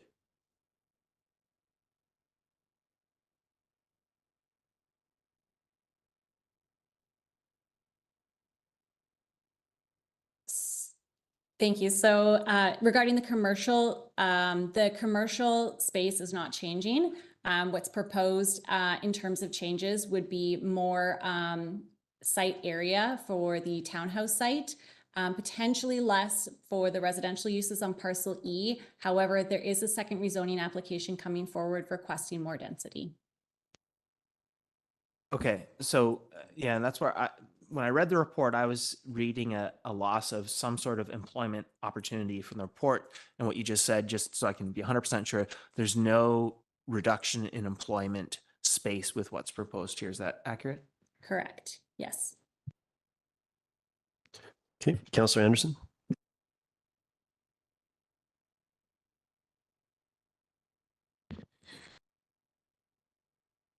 I note from the members of the public providing input, there's a number of concerns regarding the active transportation plan and interface with trees.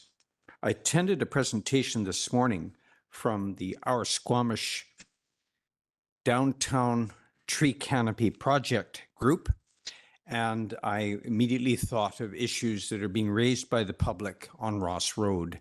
And I think we can look forward to, perhaps I'm making a comment, but perhaps staff may be able to make to address this.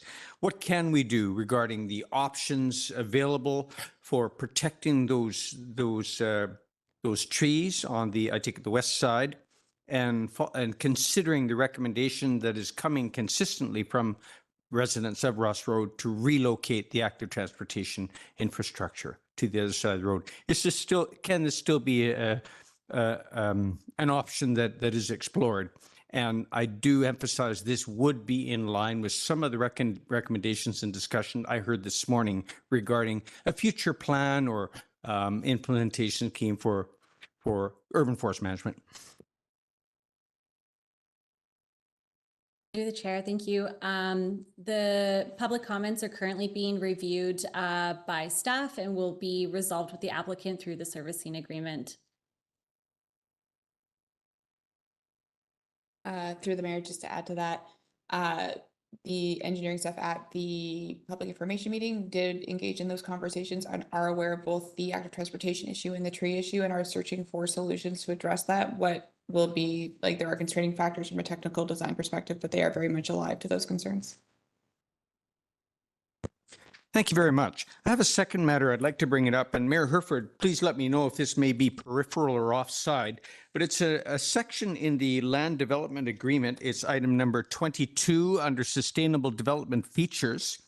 And I'm wondering whether this is something that might be considered, and namely, it states that the developer agrees to provide a no gas covenant for all residential development, and it refers to green development features. There are ongoing discussions in the community that in fact involve some district staff members involved with the Fire Support program about what a community strategy might be for addressing the utilization and disposal of woody biomass. It is becoming a problem. It's a problem at the landfill. It's a problem for everybody.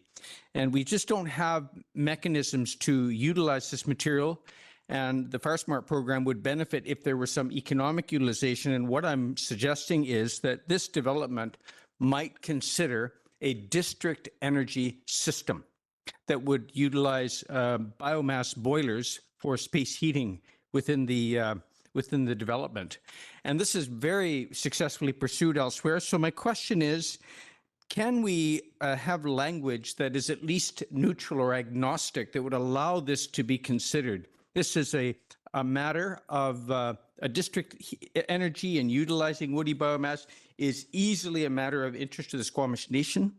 And in fact, they have taken active part in the past in such discussions. So is district energy, can it be a prospect to consider, and can the land development agreement language allow for that, for consideration of such a system for space heating of homes in the proposed development? Do you want to orient us on which pieces we can move right now, or if or when that piece is up? Thank you, through the mayor. Currently, we're not negotiating the land development agreement. So tonight's motion deals simply with the rezoning. Any negotiation for the land development agreement would need to happen with the applicant. Certainly, currently, those conversations are not occurring. Thank you for the orientation. Thank you, Mayor Herford. Thank you. In a subsequent rezoning, would we need to like we've heard about this foreshadowing that there's something coming? Would that involve reopening the LDA? And was that something that would be best addressed then, if at all, as far as our definition of? I know we've commonly used that no gas covenant. I think we know what we're trying to achieve there. But would that be the more appropriate place for this conversation if we wanted to have it? Thank you. Through the mayor, yes. There is a future amendment bylaw coming with this application more fulsomely that will need to make some changes to the land development agreement if council chose to give that bylaw readings. I would suggest that if there were a couple of questions or suggestions for tonight, that they could come in the comments after consideration of the motion. Okay, thank you. Is that good orientation, Councilor Anderson? Okay, thank you. Other questions here? Are you moving the staff recommendation? Councilor French moves, Councilor Hamilton seconds. Comments, go ahead. Yeah, thanks, Mayor. I'm looking at this mainly as housekeeping. Seems pretty straightforward. There's no rocket science here. Yeah, that's all I got. Thank you. Other comments? Yeah, go ahead, Councilor Pettingill. Yeah, just a couple things. I'll take the bait on my colleagues' biomass conversation. I think we did talk about this in the community climate action plan about possibly developing district energy or needing to think more about that, but also needing to define really what we mean by biomass and what's acceptable. I think that some of that work is maybe a precursor to some of these discussions. And I think too, when I've advocated for no gas, it's really been about that as opposed to limiting the options. But I think there may be a discussion about, do we want to prioritize certain options because we want to see certain things grow more quickly? And to me, that's a discussion maybe we should have. I don't know where that fits, but I think we've got the key element in here, which is the no gas piece. So I'll let that stand. Reading through the comments, and it took me a while to actually figure out what are we voting on here. And I'm sort of left with, and I've left this to the comments, but whether this is an issue of the public not being clear about what the decision was in front of us, or was it that people, they knew, they just didn't care and they had things they wanted to get off, they wanted to share, and that's what we're seeing. And so I just maybe flag that as something to pay attention to in our public engagement. And if it's just people wanted a chance to voice these things, that's fine. I wonder, does it belong in the report then or not? Yeah, just that sort of jumped out at me. In terms of the actual decision before us, I think I was a bit concerned about possibly losing some employment, but given that that's not the case and that there was some inconsistency, I'm happy to support seeing some good housing forms moving forward and to get some clarity between the zoning and land development agreement. Thank you. Thank you. Any other comments? Councilor Hamilton, go ahead. Yeah, thanks very much for bringing this forward. Like Councillor French, this seems like sensible housekeeping, just changing a lot line, a zone line, I guess. And like Councillor Pettingill, I think it's one of the pieces I looked at this was there a reduction in the amount of commercial or employment space? And I'm happy to hear that there's not. I was really happy. It was really nice to see all the kids that gave feedback on understandably not wanting to lose the forest that they walk through to get to school.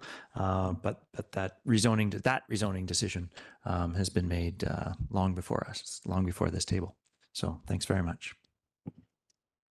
Did I see your hand, Councillor Greenland? No, you're okay. Speaking in support of the motion, this feels like a very simple ask and an alignment issue.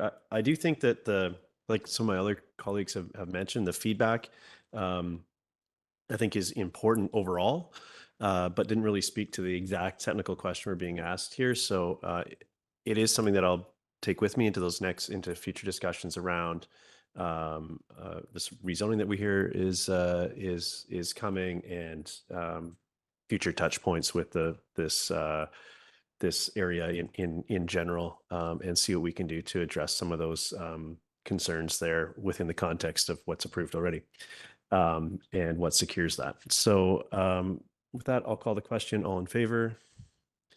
Motion carries unanimously. Thank you. Do we know where Councillor Stoner went to? Yeah.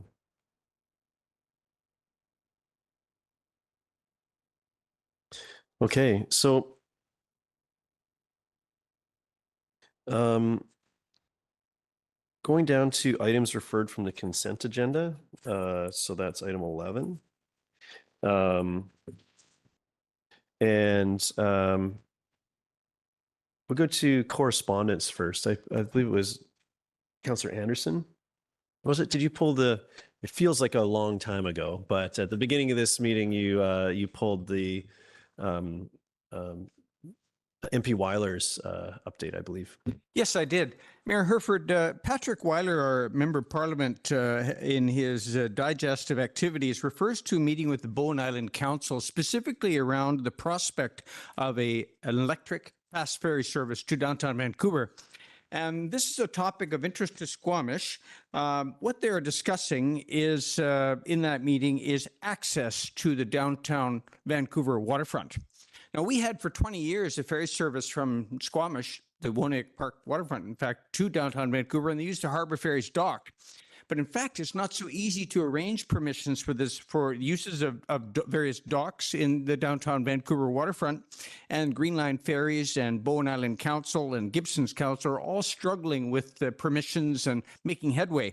And recently, they've been receiving a boost from the City of Vancouver, who wants to support this. So Squamish, our municipality with its goals, is a stakeholder in passenger ferry services finding a Vancouver landing spot solution. And a rail link to North Vancouver, by the way, with a travel speed reasonable for commuters would cost about 1.5 to 2 billion or more. While a fast ferry passenger service to downtown Vancouver might cost maybe 60 to 80 million. It's an enormous difference and something we should keep in mind. But we are stakeholders with Bowen Island and Gibson's in finding a solution for our future interest in the downtown waterfront. So I just draw attention to this, and I suggest that we should perhaps keep in touch with Patrick Weiler and with our MLA, Jeremy Valerio, on this issue to make sure that Squamish is on the map for consideration and on the map for the City of Vancouver and TransLink and company as well. So just raising that as a point of interest, Mayor Herford, and otherwise I'd be happy to move that we receive Patrick Weiler's report. Thank you. Yeah, Councillor French seconds. Thank you. Any comments on that? Yeah, go ahead. Yeah, thanks, Mayor Herford, and Councillor Anderson. Thanks for pulling this and highlighting that. In supporting receiving the document from our MP, I want to share that I've had some conversations with the Green Line people, and as Councillor Anderson knows well, they have looked very closely at Squamish and were wanting to include Squamish in their plans. And I believe concluded that we're just not quite in a place to fit into what they're trying to accomplish at this point. But they've been here, they've looked, they've seen, and they see the potential. So it's timely to have this pulled and some light put onto it. Thank you. Any other comments here? Just thank you for raising this. I think it's an interesting piece, and we'll pay attention to see how this moves forward and how we can what role we can play there, and what role this concept can play in future going forward. So I'll call a question. All in favor? Motion carries unanimously. Thank you. So next is the quarterly update on the staff report, and I pulled this. I wanted to speak to a few things in just sort of draw some attention to this particular item, and thanks staff for a great report. There's a lot to digest here, and a couple things jump at me. One is starting the start of what's being called the urban works, which is really, that means Squamish, is scheduled for this summer. And I think that every opportunity we get to educate the community that this is what's coming, and there will be impacts. We're starting to see those more and more. So it's those planned activities is an important piece. And I think the other piece of this that I really wanted to draw attention to was sorry, I'll make sure I get the name of the table correct. The key issues log. So here, staff's done a great job of compiling the issues and that they've encountered along the way. So there are things here, the use of the boat launch and what that means for EAO compliance and actions to repair and so on. There's mention of the non-compliance with land use, which is part of the workforce accommodation discussion that we've had around this table.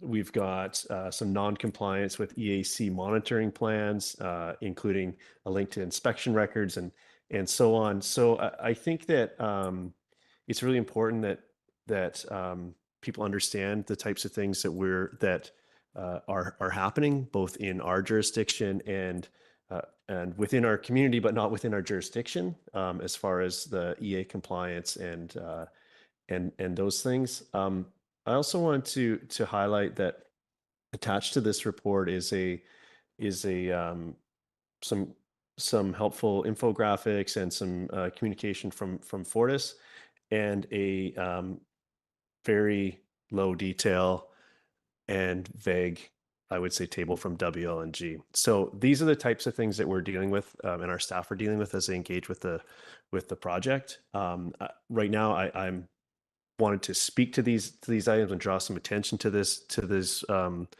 report. I think at this point in time, I would be looking to move receipt. I know Councillor Anderson likely wanted to speak to it as well, but this is a snapshot of the impact that these projects are having on our community, and there are real impacts, and there are current pieces that are being inspected for non-compliance with EA and so on that are impacting the community. So I just want to highlight that the good work of staff staying on top of this, combined with the incredible challenge that it is to interact with these projects in a meaningful way. So maybe I'll move receipt. Are you okay with comments? If I move receipt and address it in comments, just to kind of move towards getting us out of here, is that okay?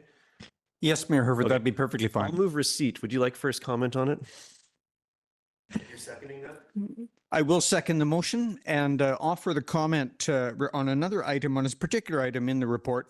Now, this is a quarterly report, and in September, I believe, we received a report that referred to, under the EGP project, the pipeline alignment through the Valleycliff North Crumpet area. And it referred to that alignment as going through an existing right-of-way. And I raised the issue as to whether that was correct. And the following report of this nature omitted reference to that alignment issue altogether. And I commented that I'd like to see it back in the report and an update on it. And here we have it. And the reason why I'm concerned about it is that, in fact, that right-of-way that Fortis has at present was established with the previous landowner in 1990, and it would not be used today for two reasons. You're crossing the Squamish Creek at an inappropriate place for environmental reasons, and you also have other environmental issues with that previous or earlier right-of-way, and an archaeological find. So it is my assumption that the Fortis pipeline has a new alignment. It is not following the existing right-of-way, and I'd also like to emphasize how important this is, because a pipeline alignment has to be coordinated with other engineering projects, namely roads in the area. And this is of real importance to us, not only for the developer, but for the Squamish Nation, which is a landowner in the area, and for our community interest in a road, the connector road that may one day be built. We had a session, the last council, a whole afternoon on this very topic of aligning the pipelines so that appropriately, according to today's standards for road construction. You want to be able to access the pipeline. There's a lot of costs and engineering challenges involved. This is an item of concern for the last council, and we shouldn't lose sight of it. So I suggest, Mayor Herford, that perhaps we might just, I raise this point, and hopefully that there will be some clarification in future presentations or reports regarding this issue. It is, in summary, my assumption that the pipeline for the new pipeline alignment cannot use the existing Fortis right-of-way for various reasons. Thank you. Thank you. Any other comments on this? Yeah, go ahead, Councillor Pettingill. A few things. Just again, take my colleague's bait. It's maybe a theme for tonight.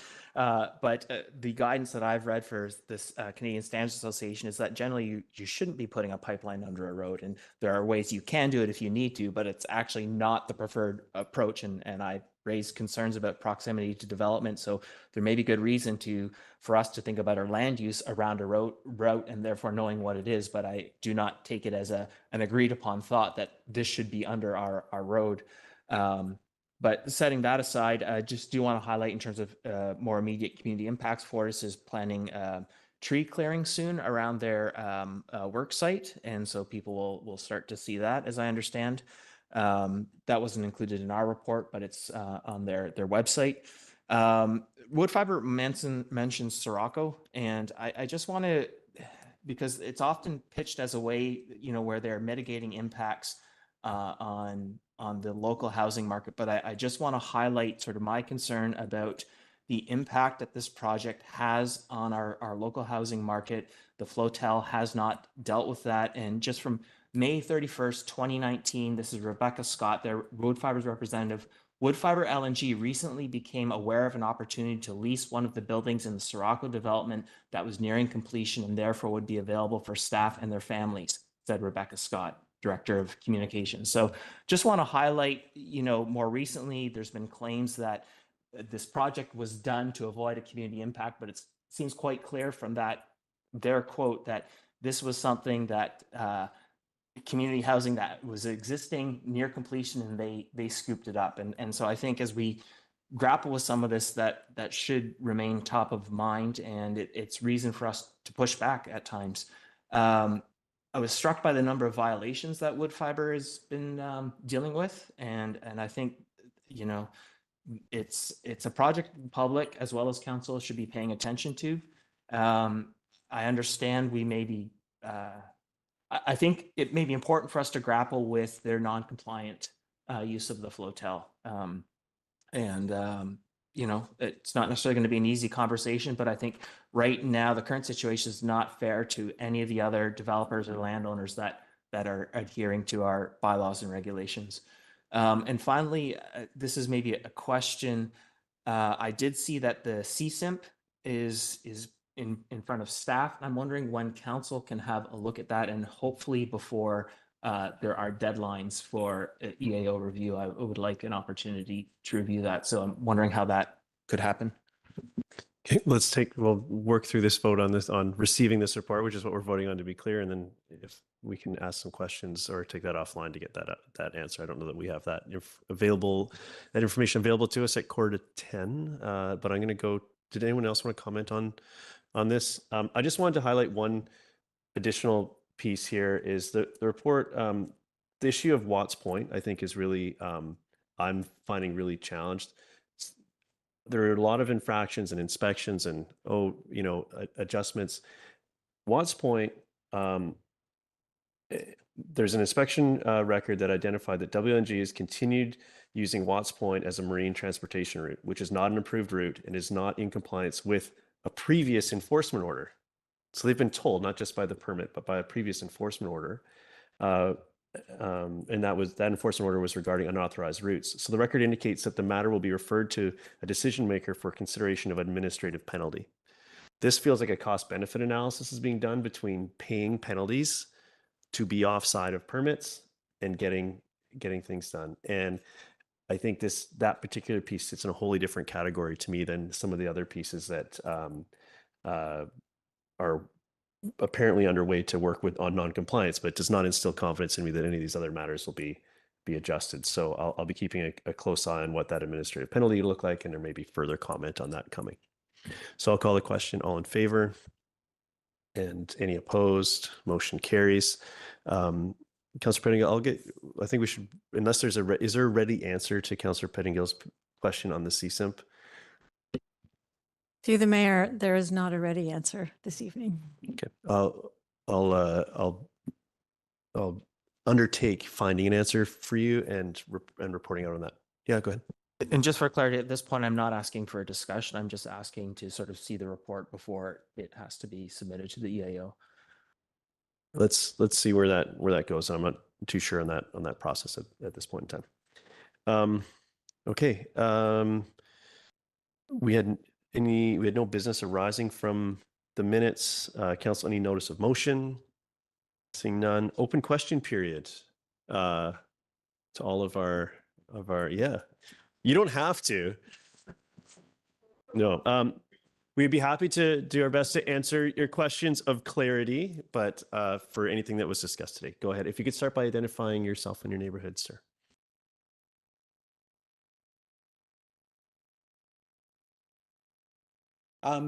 Spencer Kitchen, Garibaldi Highlands.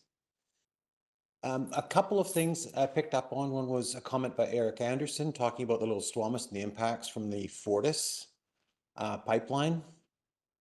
And Fortis has sent out an email to us I'm also on the board of a local motorcycle club about they're going to be starting work on the TUP for the laydown yard in behind Valley Cliff and starting tree clearing starting late March, which also includes a section of the Little Squamish right-of-way, which is not part of the laydown yard, but it's going to directly impact the Little Squamish Creek, which is what Councillor Anderson was talking to a little bit.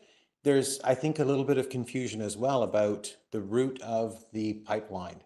The route of the pipeline originally came down in behind Cherry Drive.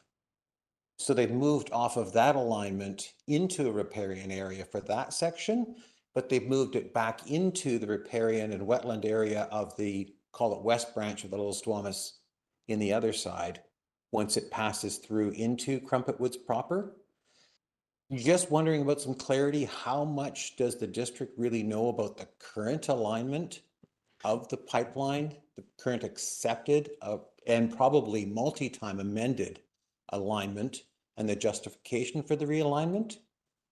Because it would appear that the original alignment in behind Cherry Drive is a road and it would cause basically limited environmental impact because the current pipeline goes down there. The realignment causes significant environmental impact to the Little Squamish from its headwaters at the pond across the road all the way through, and then they've amended it as well. So is the district aware? Extremely detailed question, and I appreciate that, and I don't mean to diminish it at all.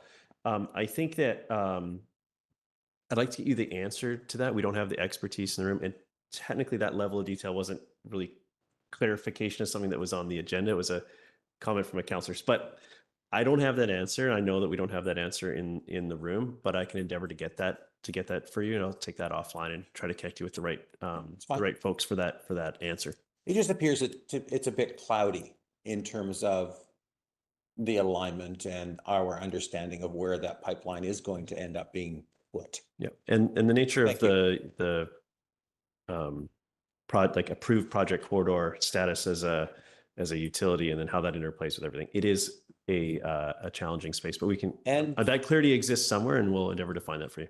Yeah, and it's imminent. Yeah.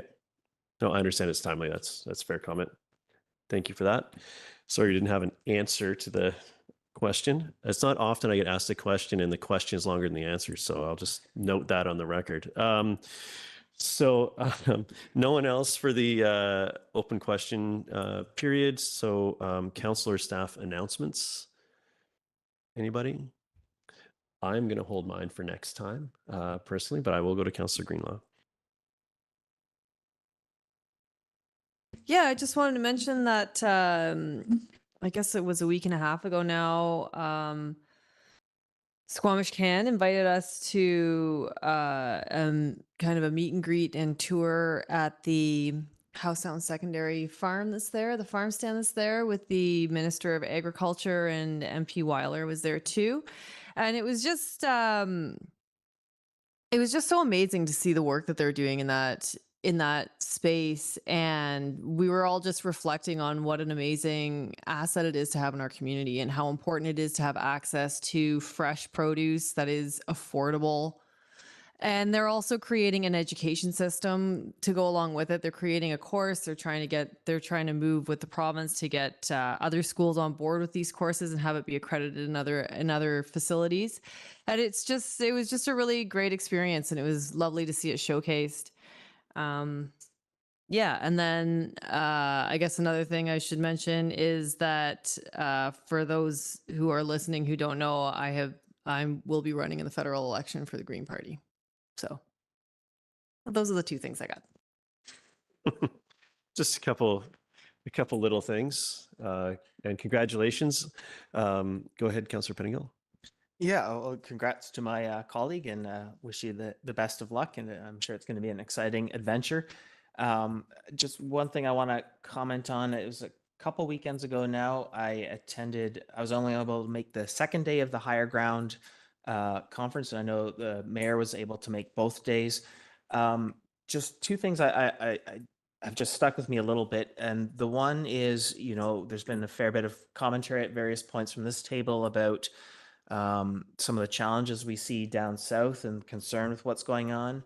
But, a lot of the sort of movements or whatever seem to have tentacles and be pushing for things to happen here as well. And so I think with everything we do as a community, it is really important to pay attention, think critically, and really be compassionate and care about each other. I guess at a very high level is what I see as our best defense. But I think it is important that we pay attention and maybe don't assume it's just happening somewhere else. The other piece, and this was a bit of a tougher conversation, it was a Housing First discussion led by Housing First advocates. And the real, and a lot of talk about homelessness and encampments, and the real challenging thing is this is an area where, and I think I've said it before, but we really do need the province to step in, because if you only deal with it in one little place, it just moves somewhere else, and you end up kicking the vulnerability and the terrible situations for some people, moving them around. And often, people are unfortunately dying because as a society, we haven't figured out how to care for some of our most vulnerable people. And there aren't easy answers, and it's very uncomfortable for people that are seeing folks around them, whether you feel unsafe, whether it brings feelings of, like, sometimes I feel like I know I should be doing more. I could be doing more. And it really brings that home to me when I see someone struggling. So it's a really, really challenging conversation. I guess the one comfort is we're all in this together. A lot of people trying to figure out what to do. I think municipalities are pushing harder and need to push together. But that one really struck with me, that conversation. Thank you. Thank you. Any other updates? Thank you. It was a good conference. I'll speak to it, to some of those pieces next time in an effort to avoid a motion to extend. So if you have an update, or are we talking? I think that you got some motions brewing I'd over like here. to move to terminate the meeting. Oh, thank you. Thank you, Councillor French. Seconded by Councillor Greenlaw, seconds with a high five, and we all approve unanimously. Thank you. Thank you very much, everybody, and good work today.